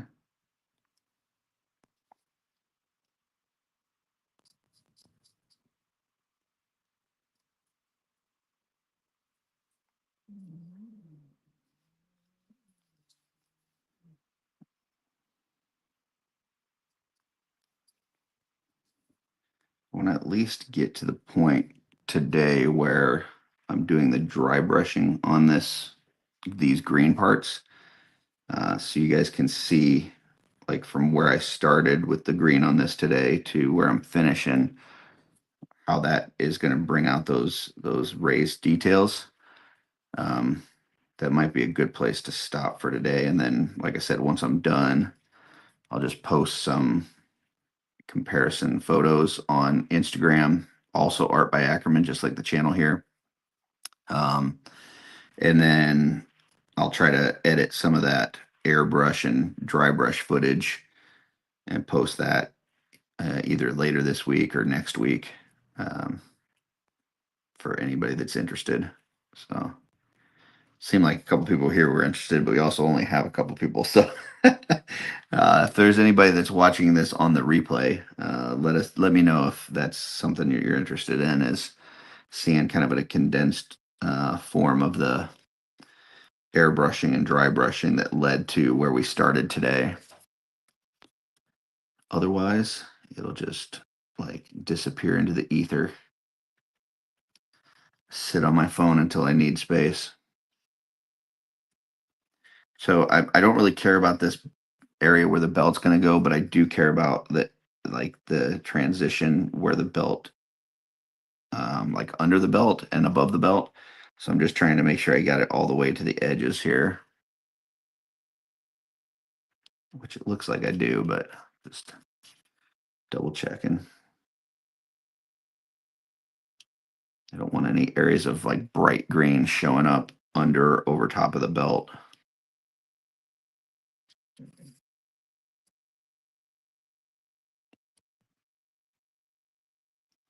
And then I'll just look at the rest of the pants real quick and just make sure that there's no areas that are super bright that didn't go into the recesses. I think that looks pretty good. So now I'm going to place it like this. Let that dry. We'll go to this other arm piece. Go back to my zero brush. Let's see. Seth says, would like to see an airbrush video of metallic color shift paint too. Okay. Can do. Um, it's not much different than anything else. I mean, any kind of airbrushing that you do is going to be very similar. But I think the result is more than anything. And, it's really hard to actually show the effect of the color shift paint because pictures definitely don't capture it because it's just like a solitary shot. But even video doesn't seem to capture the color shift as well as like the naked eye can. Um, so I don't know. It's like I've taken some photos and I'm taking some video and then I look at it in person. It's like this looks completely different than what that looks like. Um, I don't know. Maybe I need to talk to old Dub 3 with his camera knowledge and see if there's some sort of setting or something I would need to do um, in order to be able to capture that color shift a little bit better.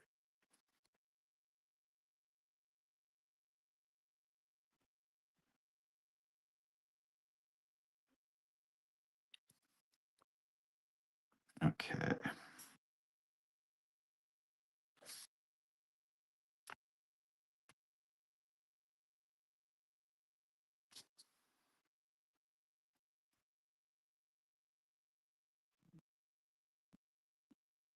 I will say it does look like the placement of where I'm painting on the camera looks a lot better this week than it did in the past few weeks. So I think I've found a good spot on this.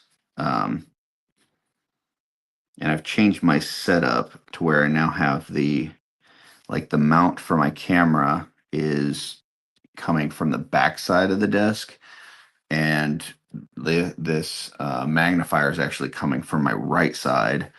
It was coming from my left side, but there's not much table space on my left side, and so it wasn't allowing me to position the magnifier where I needed it to. Like it was too far across the table.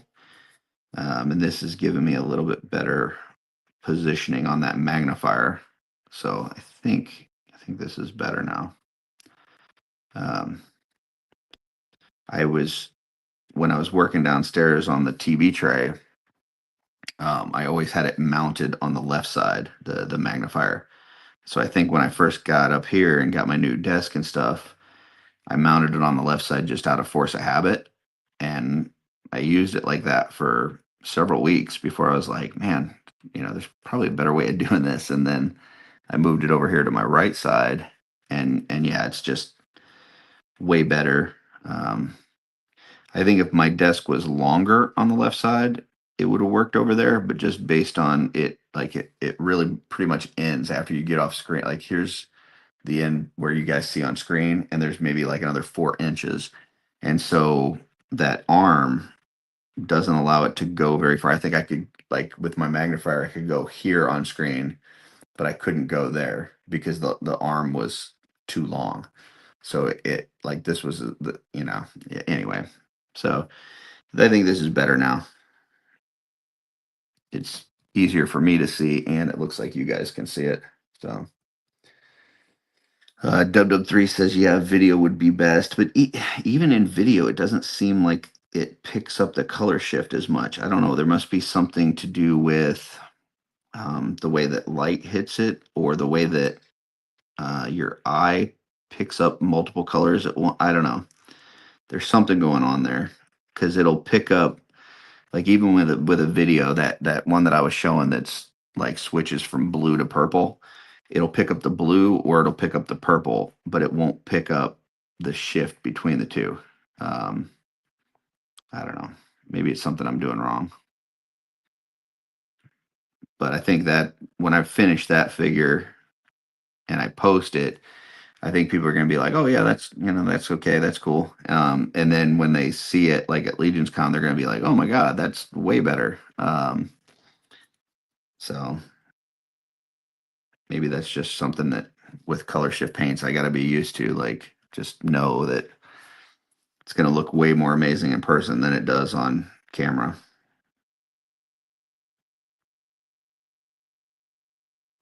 Might be something to do with like the shutter speed or something. I don't understand all that shit. Like that's like super foreign to me on the shutter speed and how all that kind of stuff works. But I'm looking at the bottom of this now, and it looks like I thought I was done with this piece, and then I looked at the bottom. I'm like, oh nope, there's a bunch of spots that are still bright green, and definitely wouldn't want that on the under part because that's where the shadows would be. So let's touch this up real quick, and then I think I'm going to check that other arm just to make sure I didn't leave any under spots on that are bright. If the upper spots were bright, I wouldn't be as worried, but the underneath spots, that's not going to be getting the sunlight, so that needs to be darker.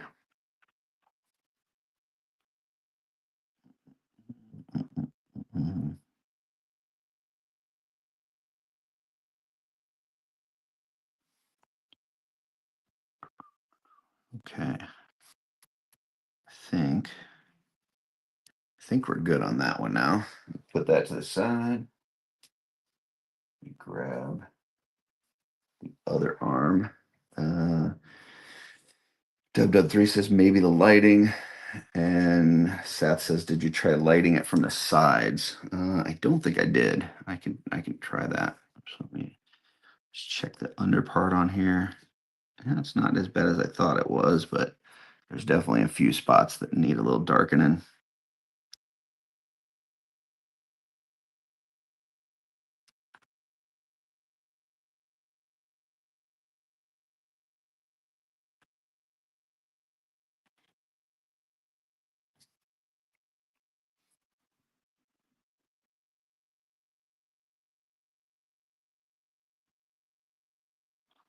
Trying to figure out when I start getting into my necro,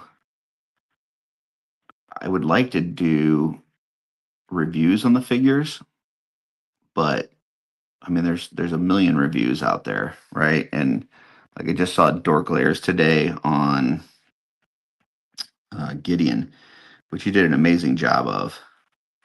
But I'm thinking like if I did reviews and I'm looking at it from a customizing standpoint, right? What would be a way to kind of do those reviews in a way where I'm talking about it to customizers about customizing potential and stuff rather than just reviewing the figure as is. So I think that would be cool. I just don't know, if that's something that people would be looking for. Because, like I said, there's a lot of people that do reviews and they do a great job. I don't want to step on anybody's toes in that area.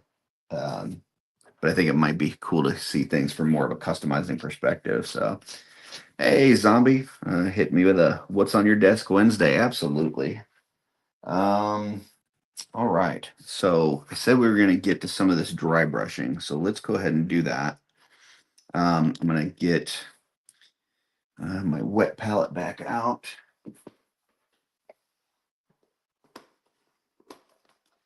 And we're just going to go back to that first green color that we had on there.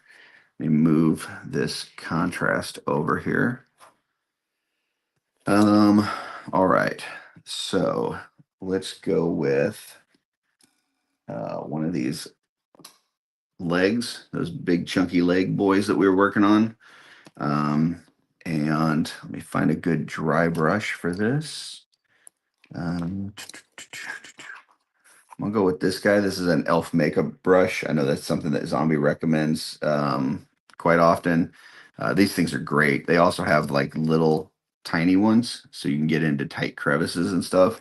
But yeah, just gonna use this and grab my dry brush palette. And just so you can kind of see the difference in color from what we were, this is what the the color of the original shorts and everything were, and then this is where we're at right now with this one.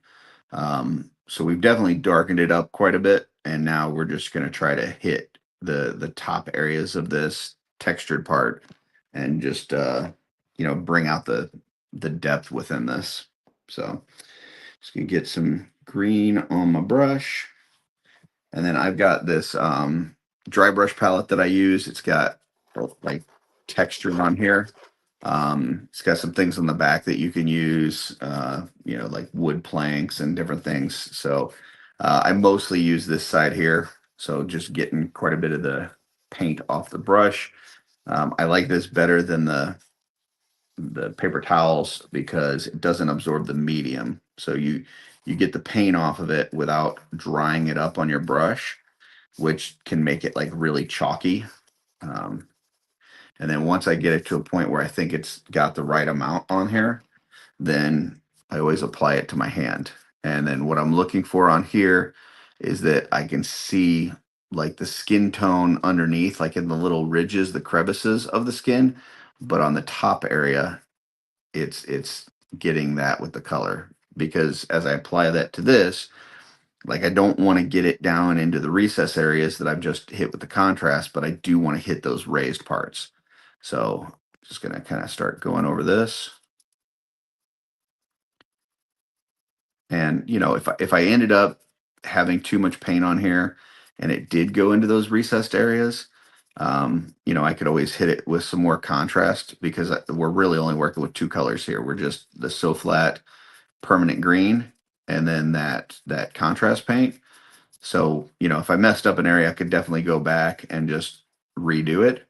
Um, but I like to try to get it, to the right amount of paint and consistency on the paintbrush. And then that way I can just do my little dry brushing and then we're done with it. So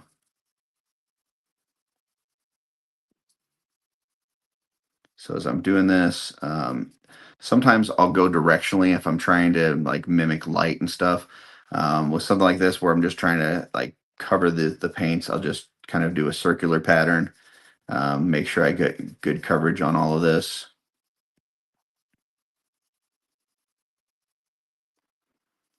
And then if I ended up going with another color, like if I wanted to go lighter, man, I don't really have another. We'll just say this. This is way too light. But if I wanted to go with a lighter green, and do a second layer of dry brushing on that, I might just do like downward strokes so that it's coming from up above. But I think this is good for what I'm doing here.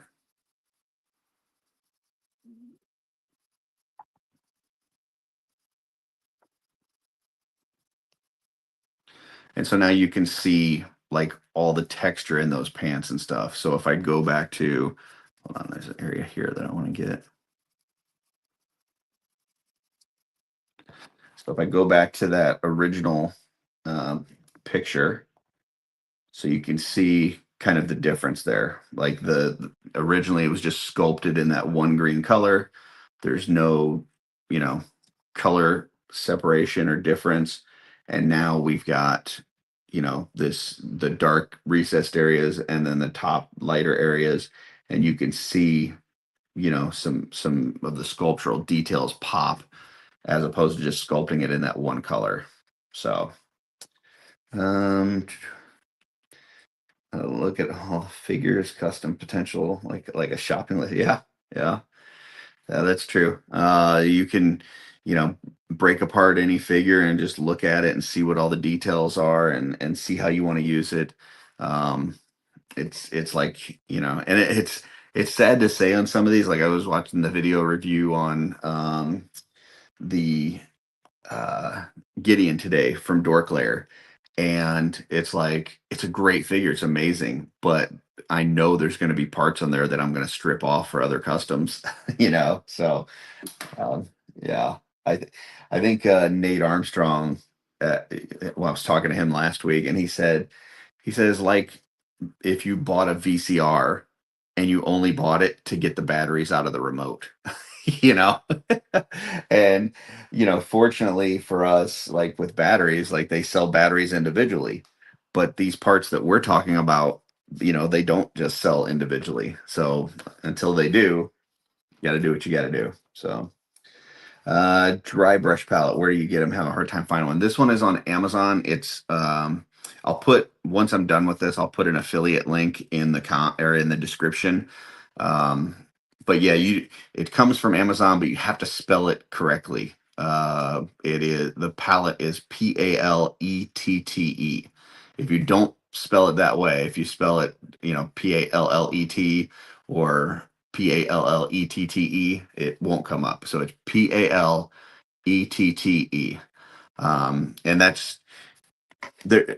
There's a couple different ways to spell palette, because there's like the English version and the British English version, and then the kind of the more American version.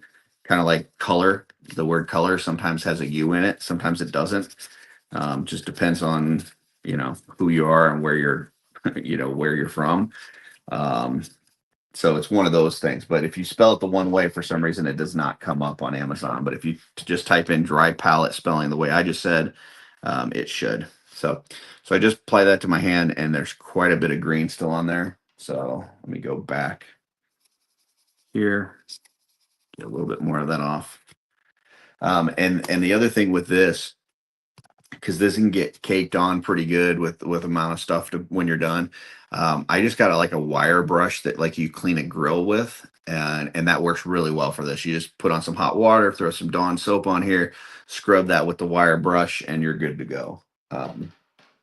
So just FYI. All right, let me put that back on my hand. I think I'm good now.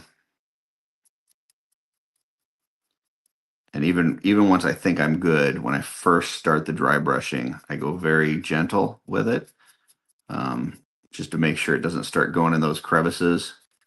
And then as I'm comfortable with the amount of paint on there, and I know that I'm good, then I can start getting more aggressive and doing my circles and that kind of thing. But I don't want to do that right off the bat, because even though I've tested on the dry brush, tested on my hand, and I feel like I got the right amount of paint, you don't want to do that first. Like you start doing an aggressive circle and it goes right into the recesses, and you're like, crap, I gotta recontrast that and kind of start over. So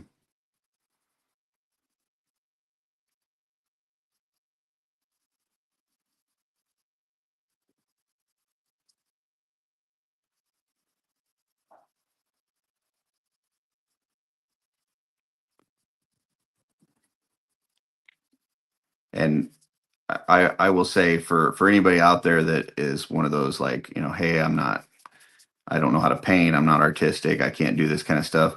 Dry brushing is both one of the easiest things to do, and it's one of the most rewarding things. Like just putting a dry brush on something with a lot of texture, you can immediately see the results start to pop. Like I can see all the texture in these pants now, whereas when I first got it, it was just sculpted in one color and you couldn't see any of it.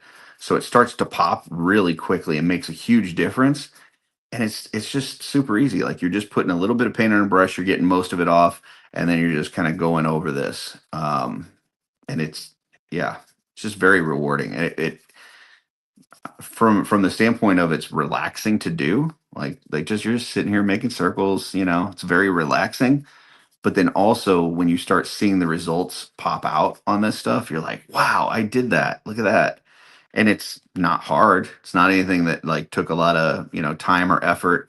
It just it's easy and it's effective. So let's see.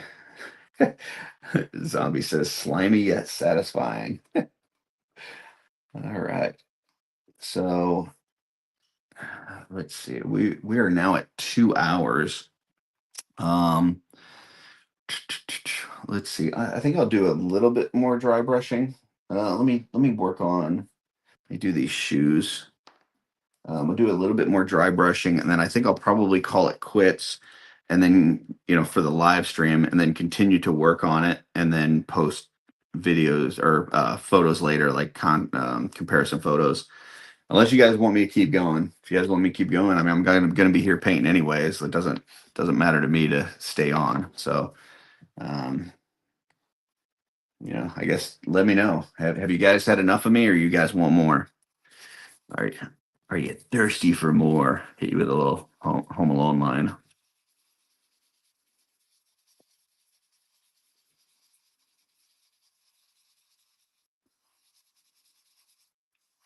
What's he call them? Big dummies?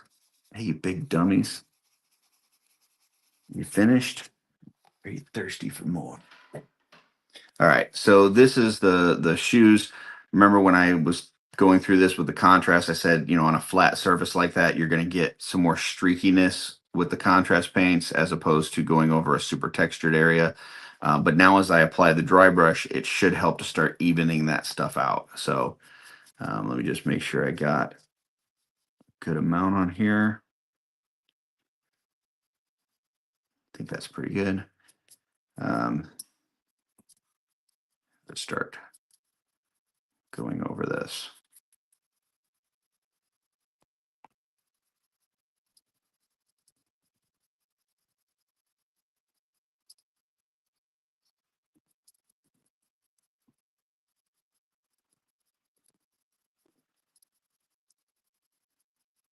And what you can do too, like I said, normally what I'll do is put a base, do a contrast, and then do a dry brush over it.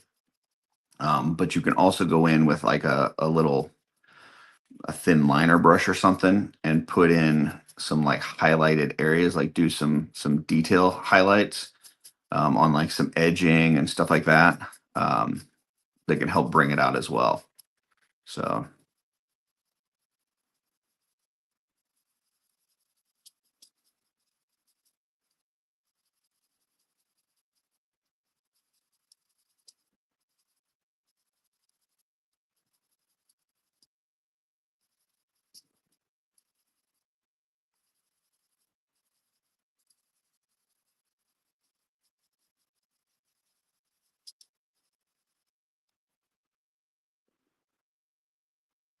okay, I think that it's looking pretty good. May hit that with another dry brush after that. Let that dry for a little bit. But you can see kind of like this is where it's still streaky from the contrast, and then here it is with the dry brush on there. So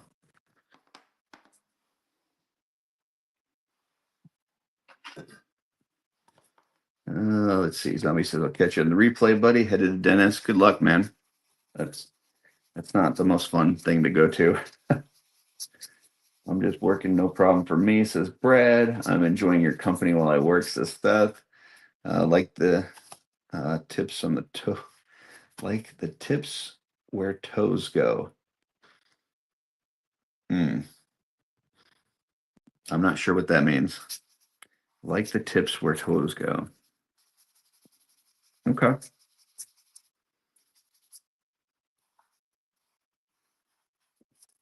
You confused me on that one, on that one, Dub 3. Dub 3. Da da da da Dub 3. Lacerta photo. It's a banger of a song, man. Jordan did you right, Dub. He took care of you on that one. A lot of people get a song. Not everybody gets a banger of a song. But yeah, he did good. Oh, highlights. Yeah, for sure. Carlos says looking forward to seeing it finished. Yeah, absolutely. I'll post some pictures of it after it's all done. The only bad thing is going to be putting this back with that crappy Superman that it came with to have him beat it up. Might have to then soup up that guy too. We'll see.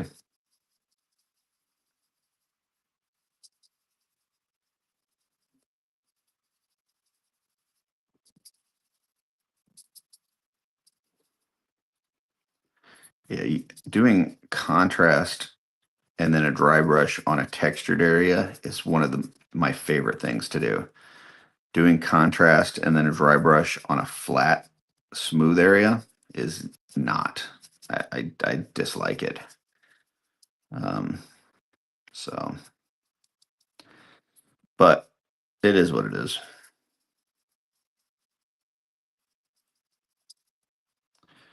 All right. Put those over to dry.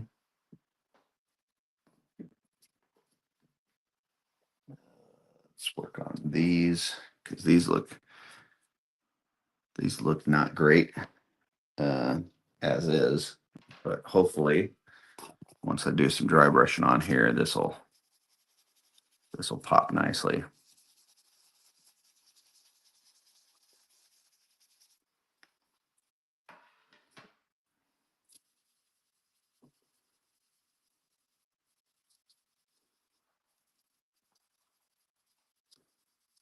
Okay.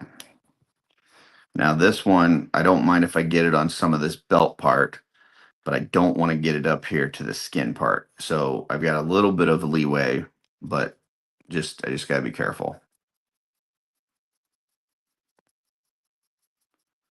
And this part, because this is the lower leg, like this, it'll be like this going down into the foot.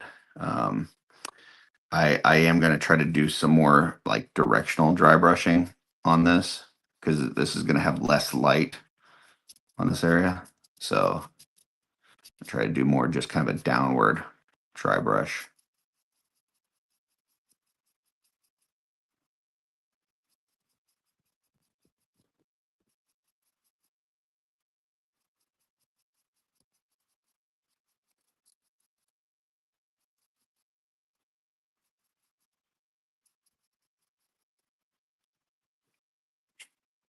I think that looks pretty good. Okay. Put that over to the side. Grab the other leg. I think after this, I might be able to start assembling this maybe. So typically what I like to do if I'm doing a like full repaint or a full custom, when I get to the point where I can start putting it together, I'll just work from the feet up. Because then I can actually start building the character and have it at some point it'll stand on its own, right? Like even if like if I started with the head and went to the torso and stuff, that's not going to stand. But I do the feet and legs. Now, even though I'm only like a quarter of the way through the figure, I've got something that like I can see and I can build as I go. And so I'll try to finish the parts from the feet up. And with this one, the feet, I still have to do like the soles on those. So I got to do that. And then on this lower part, I got to do the belt. And then after that, I could start working on putting this together. So turning it into the Hulk. Yeah, that's the gamma radiation. So, you got to be careful with that stuff. It'll mess you up.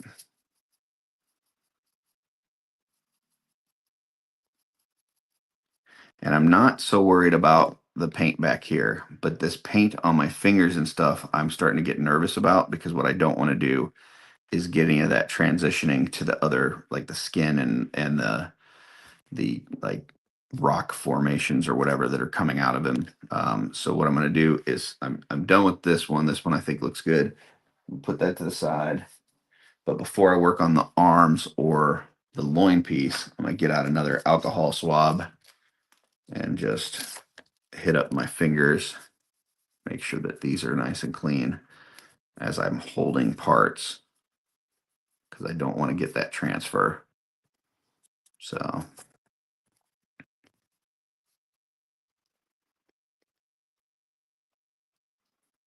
and these are just little medical alcohol swabs you can get from any pharmacy. I get them from Amazon, but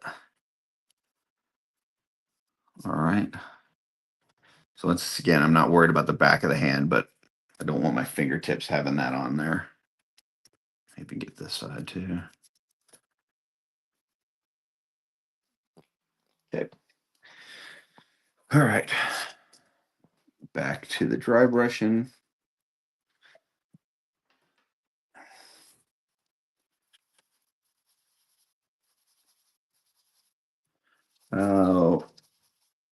Rob Poe's Art says, "Hey there, sorry if I missed it, but do you typically sand before painting or jump straight to it?" Um, I don't ever really sand unless I've got a 3D part that has some supports that I need to take down, um, or something that I'm like modifying. I do usually, on a full figure repaint, I would prime it, or if I got a 3D printed part, I would prime it.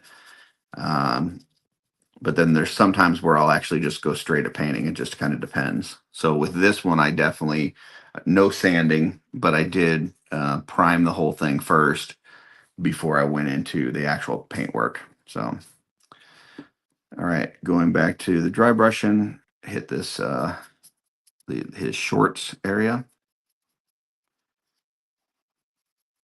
I'm gonna not do as much dry brushing on the underside because that's going to be a little bit darker anyway.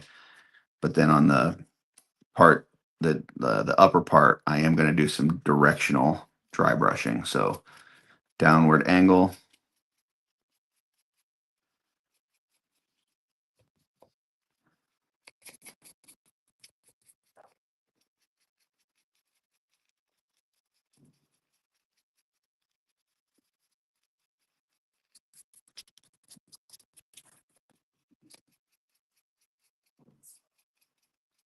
So with doing it at a downward angle, not only am I hitting those raised areas, but I'm hitting them in a way that it's hitting them from the top of the raised areas, not from the side of the raised areas. There may be certain parts where I do want to hit the side, and so you'll see me go side to side or maybe do circles. Um, but in this instance, I'm just kind of mostly focusing on downward dry brushing.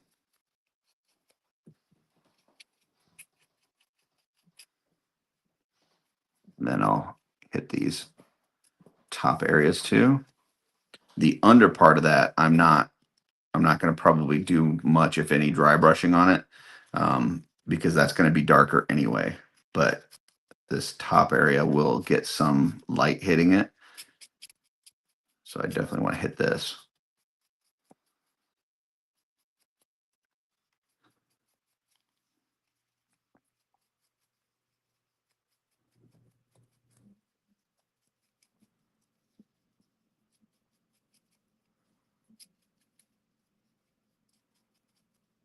Okay. So let me put my overlay back up. So once again, this was the original, and then this is what we're looking at now. So, disregard the missing belt there, but like just the actual shorts itself, um, you could see, a lot more details in that popping out as opposed to just being sculpted in that green color. So, um, there's like a couple spots here that I want to get better. Let me hit that, and then I might actually do some circular dry brushing. But I'm seeing a lot of the shadows on the under parts, like where the fabric is folding and things like that. Like none of this stuff. Get my X-Acto knife out. So like here, there's like a ridge and then a fold and then a ridge. Like you couldn't see all that in just the initial figure. But now that we've done that contrast, you see the contrast fills in this dark part down here, and then you've got the raised part up top that's lighter. And so now you can start seeing this movement of, what's supposed to be like the cloth shorts, right? Even on the backside, there's not as much movement in the sculpt, but you can still see some movement there because of, oh, let me hide this, because of the dark and the light, you can see some of this movement in the sculpt that you couldn't see in the original. So, um, yeah, pretty happy with how that's turning out. So, all right. So let's see. We did the shoes, we did the lower legs, we did this. We need to do, and we did the upper legs. We just need to do the arms now. So the arms, it's going to be a little trickier, because once again, we don't have we don't have a big space to work with, and there's a lot of other stuff around. This is the very detailed work. So if I hit it with this dry brush here, I'm going to definitely get some of those gray parts, and it's not going to be good. So what I'm going to do is switch to one of these, which is listed as a concealer brush for Elf. So it's just a makeup brush. And I'm going to very carefully dry brush some of this stuff. So we get just a little bit of green on there. Grab my dry brush palette. And, listen, mistakes are going to happen. There's going to be times where you're going to go over areas that you've already painted and have to touch it up, but you want to try to minimize it as much as possible. So that's what we're doing here is we're going to dry brush a little bit here and try to avoid the gray. If we hit some of the gray, we'll go through and work on it afterwards and touch it up, but we're trying to avoid it as much as possible. So little tiny brush going through and just very carefully, very gently hitting those areas.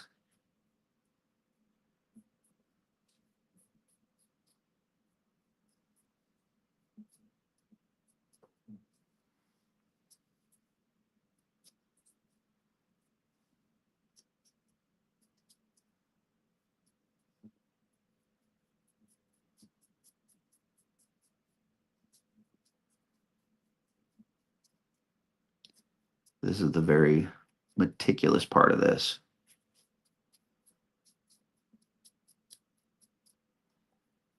So if I hit some of that gray, I'm not going to lose my mind.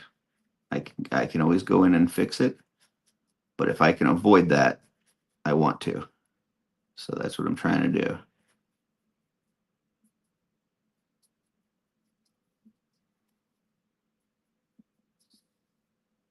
All right. So that is kind of what I'm looking for there. And I don't immediately see any areas that I hit with the gray. I do see some spots where I could probably use a little bit of contrast where the bright green is showing through. So I may need to touch up a little bit with some contrast, but I don't see anything where I went into the gray that I need to touch up. Let me grab the other one, get some more paint.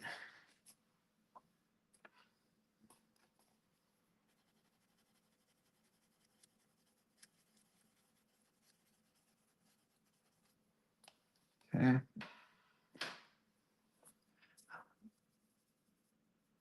I think I'll go to the top of the hour here and then cut this off. So that'll be right at 3 hours on the stream.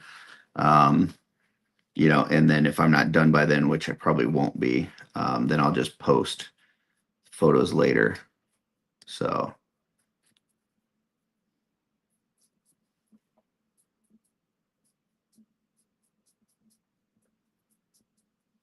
Okay, I think I might have rubbed a little too much of that green off.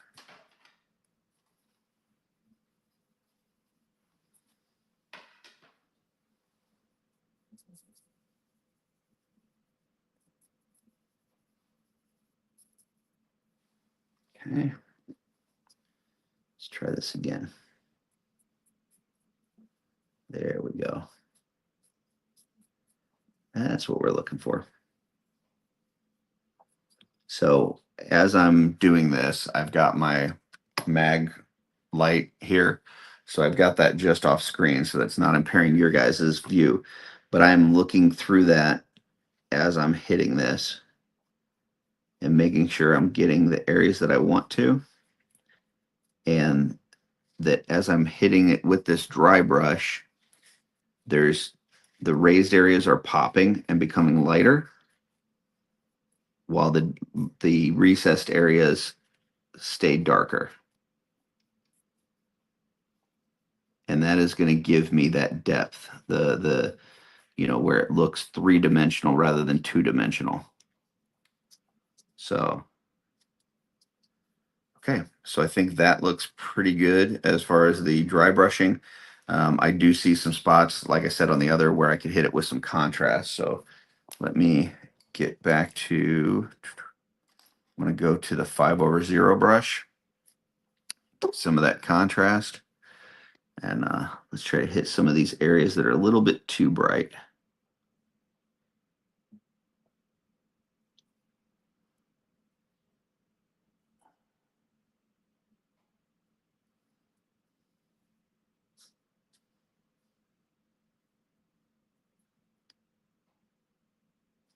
These are like areas that look like I might have missed a little bit of contrast on the first time. So, and kind of same thing that we were talking about, like with the gray area, if I end up going over an area that I wanted to be lighter with this contrast and it makes it too dark and I need to do some more dry brushing on top of it, I can touch that up.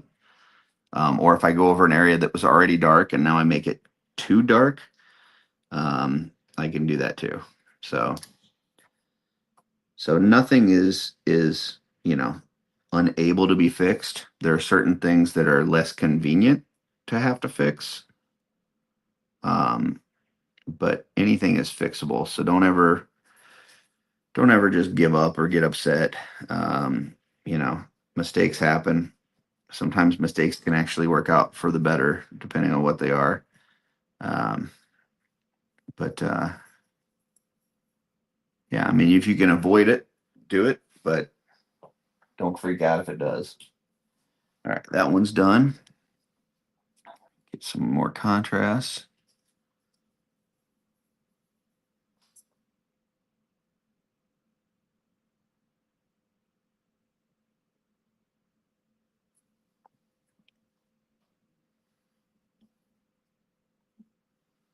And I'm just kind of like spinning this thing.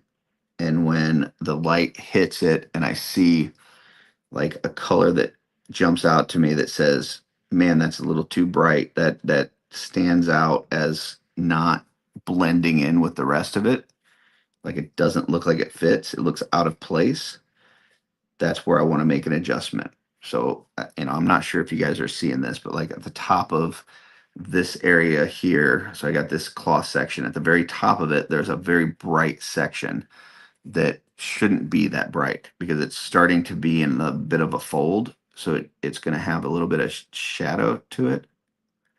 And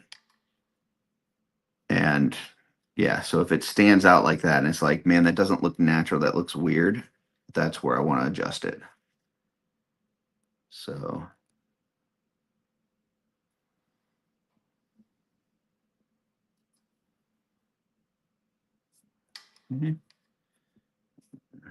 I think this area here probably could still use some.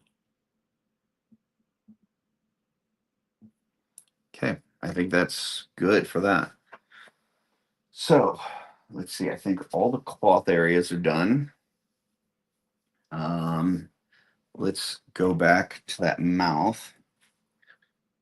Work on that.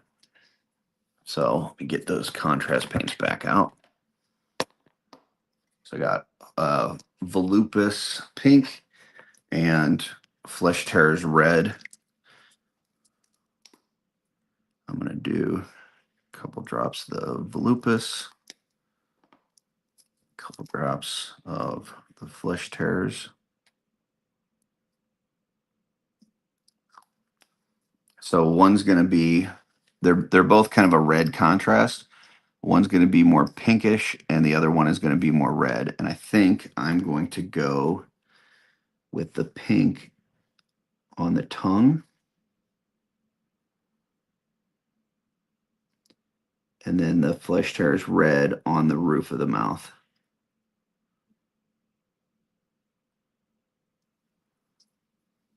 And it's not, pink is probably not the best way to describe this color. It's not really a pink. It's just kind of a different, it's a different shade of red. But it's not as dark of a red as the Flesh Terrors. So then I'm going to go to the Flesh Terror and hit that roof of the mouth. And that Flesh Terrors is like a really kind of a dark red.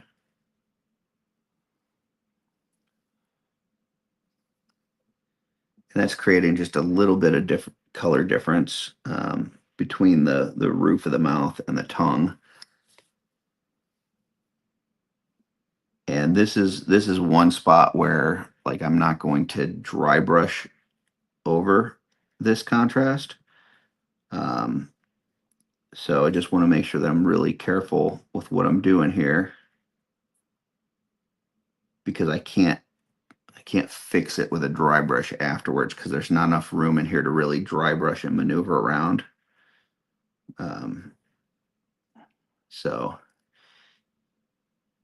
kind of get one shot, and if it doesn't work, then you got to go back to, you know, kind of painting it the red color again and hitting it with the contrast again. So all right, that looks pretty good. Now there's one area in front of the tongue here where the red just went a little too far, I talked about earlier. And so I just want to hit that with a little bit of black. So put a tiny bit of black on my palette.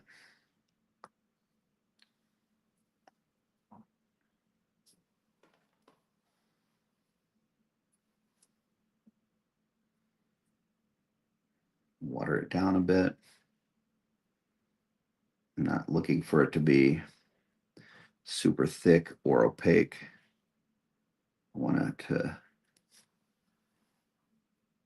barely, see, that's a little too much. So definitely want to water that down. Not quite a wash or a shade, but definitely a lot thinner than that. So that's kind of what I'm looking for there. So then I'll go back to this and get right up in there. I might, yeah. Let's see.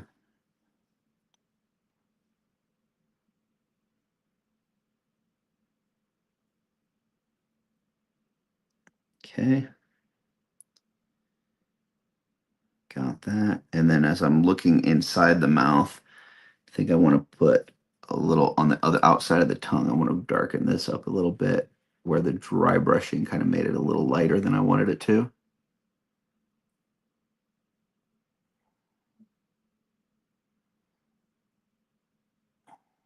Okay.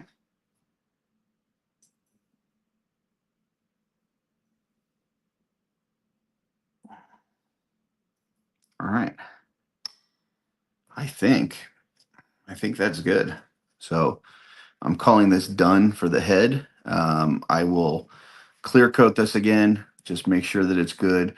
Probably put some Citadel Ard coat on the eyes to make them really pop, as well as the tongue.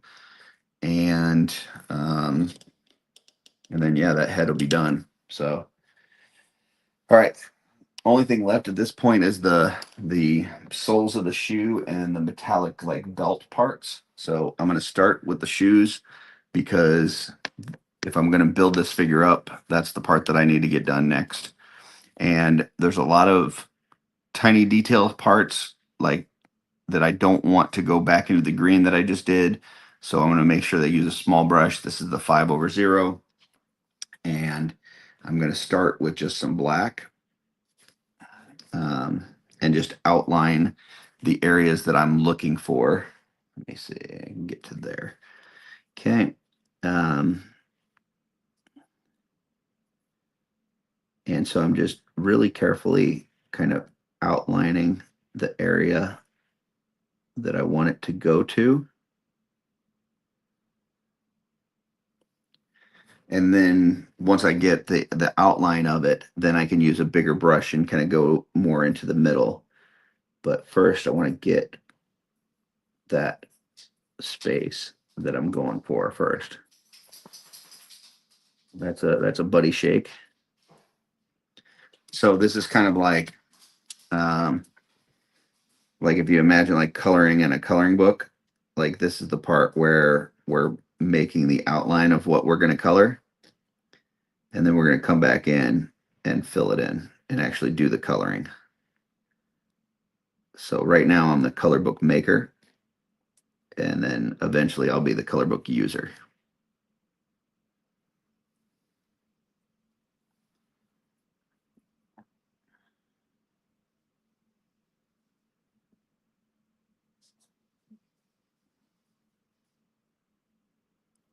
So right now, like I'm hitting the soles, but I'm hitting the top as it's going into that area of the green.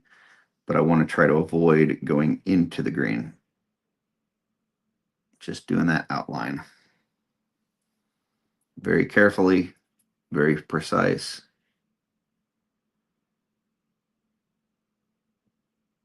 Because I could go back and fix it, but if I can avoid that, I want to avoid that.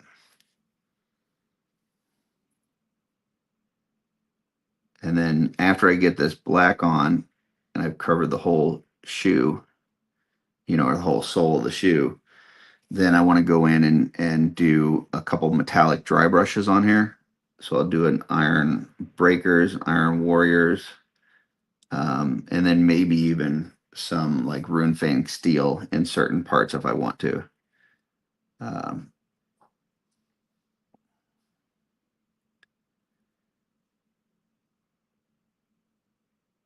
And then a lot of times with metallics, I may end up using a Nuln oil, either gloss or regular Nuln oil. Just depends. Because I'm doing this black first, depending on how I do the dry brushing, if it looks like enough of the black is still showing underneath the way I want it to, then I may not need a wash. But if I feel like I cover it too much and I need those recessed areas to pop more, that's when I'll hit it with that Nuln oil.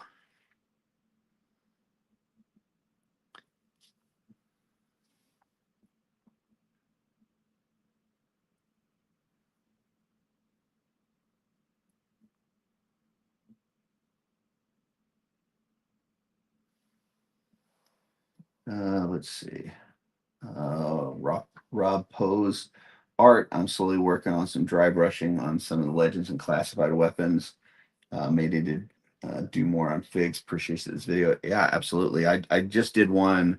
I fixed the hair on the angel figure, which I think is a great figure, the Marvel Legends Angel. I just didn't like the hair because they did that whole thing where they sculpt it in one color and just leave it like that, and there's no depth to it at all. And then he says, sort of unrelated, recently saw an amazing cape you guys did for Big Sir Oaksack. Was that one-off or something you'll be selling in the near future as well? So my wife is currently working on more of those for Oaksack and the Beardack figure that's coming out in All-Star 6. Unfortunately, currently we only sell at 2 shows because the demand for my wife's capes is way higher than what she can keep up with herself. So we sell at 2 cons a year. That is MesquiCon, which is a Michigan-based convention that happens in March. This year it is on March 22nd, I believe. And then the other one is Legions Con. So both of those 2 conventions will have those capes that you're talking about, as well as some other ones that she's working on. So if you're at one of those cons, you can definitely get one. If not, maybe you know somebody that is going to one of those cons that can, help you out. So we would love to be able to sell them all year long and like online and stuff, but currently that's just not feasible with the amount of interest that we have. But maybe that'll change in the future. We'll see.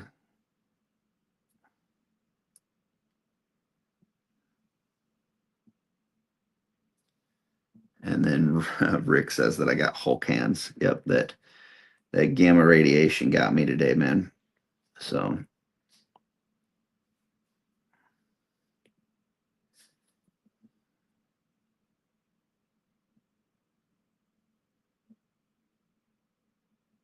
I'm surprised my hand is as steady as it is right now, because normally, I know coffee makes some people jittery. Normally, coffee for me helps me. And I haven't been drinking enough of my coffee today. So, all right, there's one shoe outlined. Let's work on outlining the other. But that's another reason why I need to finish this stream here when we get to the top of the hour, because I have not drank enough coffee today, and I haven't really had anything to eat today, so I need to take care of both of those things. But it'll be nice when this is this live stream is over and it's just available on the channel, and I don't have to do any editing or posting or anything. So I've really enjoyed this doing this live because normally it is a lot of work to not only edit, but then just like you have to like upload it to your like I basically take videos and then I pull them into InShot, do any editing, then I got to upload it back to my phone, then I got to upload it to YouTube. And it's just it's a lot of time. There's I mean one let's say 2 hour video might take me, I don't know, 12, 15 hours to put together between filming and editing and uploading and all that kind of stuff. So if I can just sit down, turn on the live stream, paint, and then it's there, that definitely would save me a lot of time, which also gives me more time to paint for other things that I'm doing, other, short tutorials or stuff. So yeah, I'm hoping that everybody likes this format, but I would say that so far, I think this might be the way that I try to do the Wednesday what's on my desk when I can. Sometimes I'll be traveling. Like next week, I'll be traveling on Wednesday. So if there is an episode next week, it'll have to be pre-recorded over the weekend. But anytime that I'm home, if I can, fit my work schedule around it to where I can do this live, I think I'll try to do that because this has definitely been a lot easier than trying to do all that editing and uploading.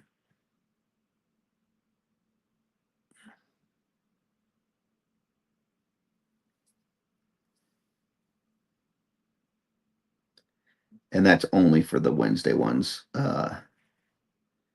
Mondays will pretty much always be the how did they do that, where I'm talking with a member of the community on, either a custom or a style of something that they do to get their insight on how they do it, maybe inspire others to do some of the same kind of stuff.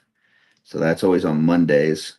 Tuesdays, I usually try to make it some sort of uh, tips or techniques or tools that I'm recommending, something like that. And then Wednesday is the what's on my desk. So the only one that I'm talking about as far as doing it live versus pre-recorded is really this Wednesday one. But we'll see. We'll see how this one goes over and what the feedback is. I also have to see if I can add, since I'm doing it as a live, if I can still add it to the playlist for the what's on my desk.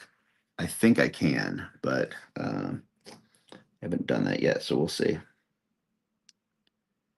Because I want them to all be in the same spot where you can find them. So there's the outline on that shoe. And let's see. On these, I don't know that I need to be. I think I could probably use like a 0 and go around that. I don't think I need as tiny of a brush. Those. That's these two. And then we got the big ones here. So upper legs, lower legs, and the feet. So this is done. We'll move this to the side.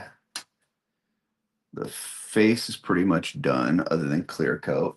So move that to the side. Torso is done. I looked at the torso.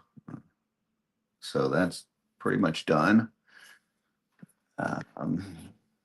And let's see, the hands are done. The arms are done. And yeah. So we just got these here to do the metal on and then clear coat and we're good to go. So let's see, let's move. I think I'm done with the contrast paints at this point, so move those back to the side. And I can switch to a bigger brush now. Get some more black paint.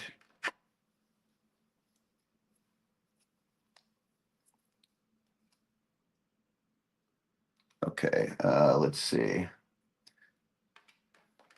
Rob says, thanks for sharing that info. Really appreciate it. Last year's Legions Con looked like a blast. Maybe I can make it out this year. Hopefully grab some of your wife's capes. That would be awesome. Yeah, definitely love that. Dub3 says my hands are never really steady. I get that, man. But you do great work with what you have to work with. So, you know, you're awesome. We love you, Dub. Let's see.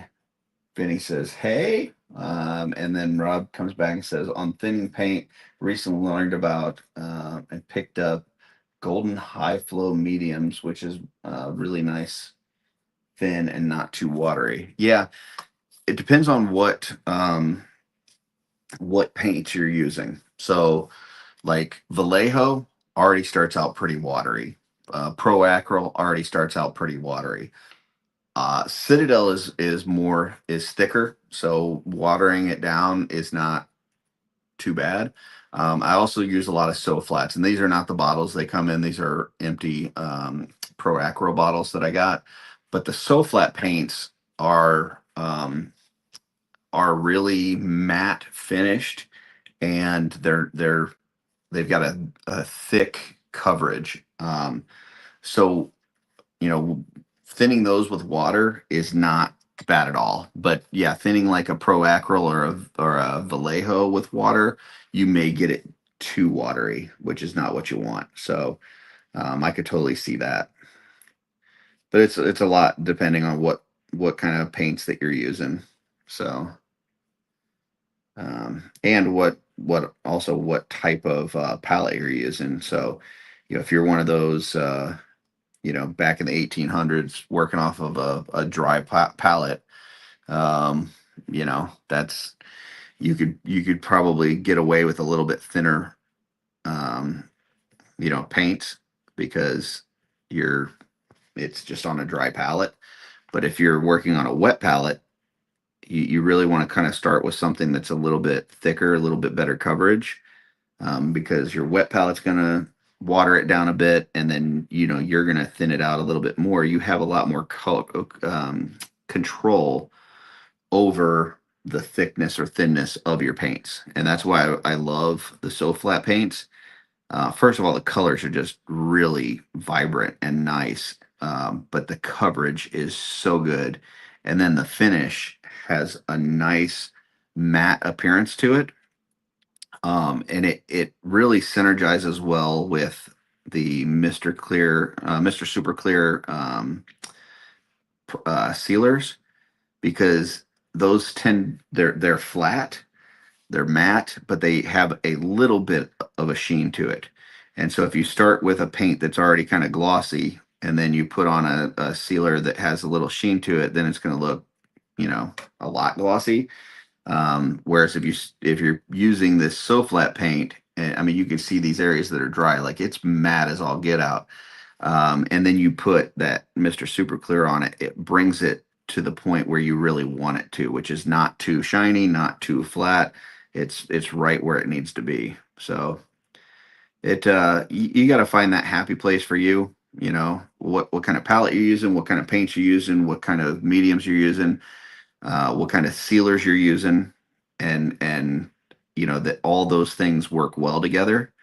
For me, a wet palette, so flat paints, and Mr. Super Clear is my preferred way to go.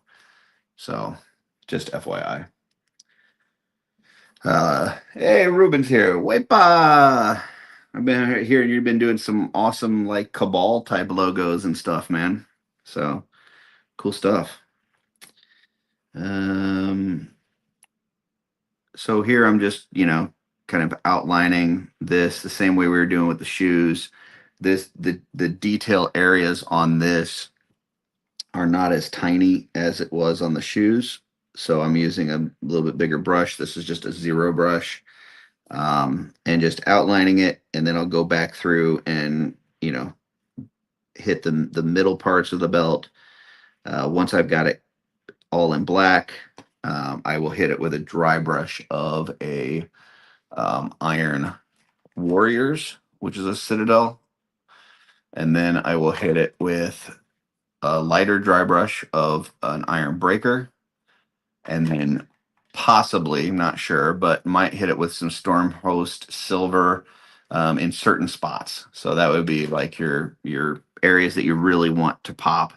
Not a guarantee that I'll use that. It depends on what the look is at that point, and whether I feel like I need a little bit more of a brighter metallic in certain areas. So, and then, like I said, depending on if how the dry brushing goes and whatnot, if I feel like I need a little bit more dark in the recesses, I'll just hit it with a black wash of Nuln Oil, either the regular or the gloss, depending on what I'm trying to achieve. So,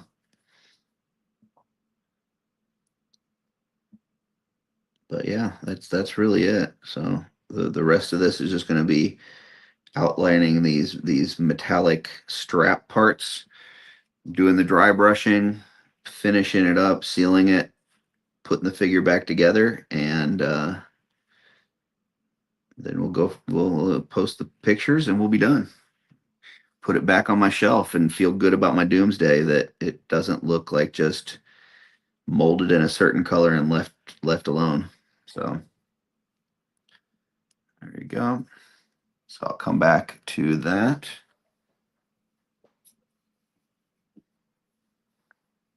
One second, Ruben. I got my brush in my mouth.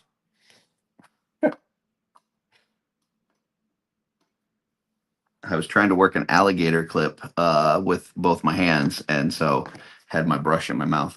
I mostly use these golden maple brushes. I've got a video on my page that says like something like the only brush you'll ever need, or some stuff like that. And there's a link in there for those. I also use, for dry brushing, I use a lot of like these tester brushes and some elf makeup brushes.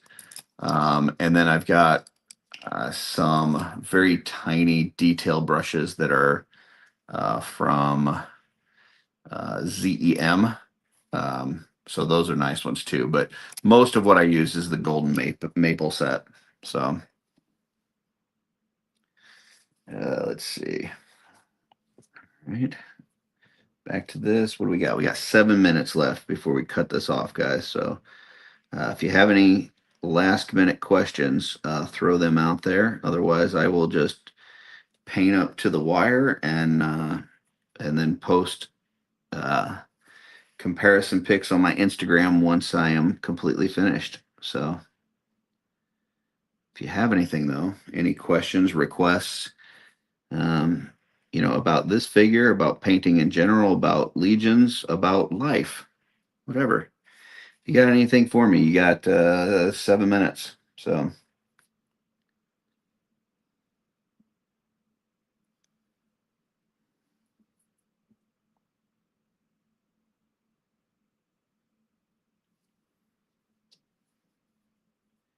And then, like I said, I will be traveling next week. So no live on Wednesday next week.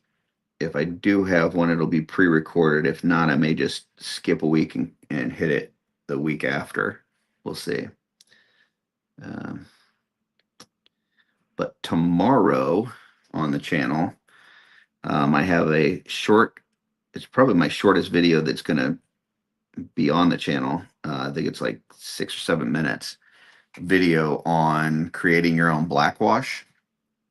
So like with this figure, I knew I kind of wanted to do a dark wash over the whole figure, and I didn't want to waste, a whole bunch of Nuln Oil.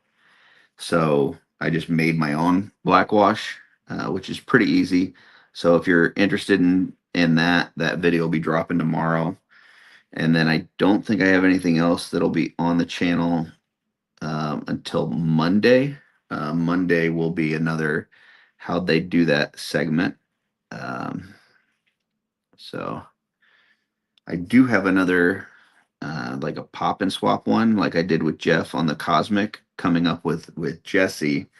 We're going to be working on the War of the Aether Blade uh, game figures, the two elves and the female orc, and just kind of doing some popping and swapping. So I'm not sure when we're going to do that, but that will most likely be alive whenever Jesse's got time. So be on the lookout for that one. All right, so this one's now outlined. Let's see. Rob says, "Good point and thank you. Flat shiny combos definitely have some paints to consider picking up. On that note, is it SOL or SOLE on your Soul Flat paint?" So it's just so flat, SOFALT, and it's from Golden. So Golden makes it, and that's probably going crazy. That's probably my Necronomicus getting delivered if I had to guess. So it looks like this. This is a 4 ounce bottle. I get the bigger bottles for the like for black and stuff like that because I use so much of it. And then normally they come in this like 2 ounce bottle. And you can see like compared to like a Citadel pot, like there is a ton of paint in even just these 2 ounce ones. So there's a lot in here. But yeah, it's made by Golden. It's called So Flat, and this is the best paint around in my opinion. I know the Four Horsemen Studios uses a ton of this. This is probably the paint they use the absolute most. They use a lot of stuff though. They use a lot of like craft store paints and different things, but they use this more than anything. And Sherry recommended this a couple years ago, and once I started using this, I never went back. It's so good. So flat, so good. But yeah, there you go. Brad says, got any tips for beard stubble? Yeah, actually, I do. So, couple things. Number one, if you're just looking to get, like, okay, you're not looking to add texture. So, either your sculpt already has some texture there in the sculptural details, or you just don't care about the texture, then the best way to do that is um, whatever you're doing the skin tone in, just add a little bit of either a dark brown or a black to that skin tone, and then just go over that area, and it'll just darken it up a little bit. It just makes it look slightly darker than the rest of the skin tone that you're doing. But the key is to take that same skin tone formula that you've been using on the rest of the head, um, and then just darken it up. If you try to like mix something from scratch, it's probably going to look off. So, same thing where if you're trying to add some like blush to some cheeks or to a nose or something, you really want to start with the main skin tone that you're using on the head, and then adjust the color from there. A lot of people will try to get like paints out of the bottle to be exactly what they want.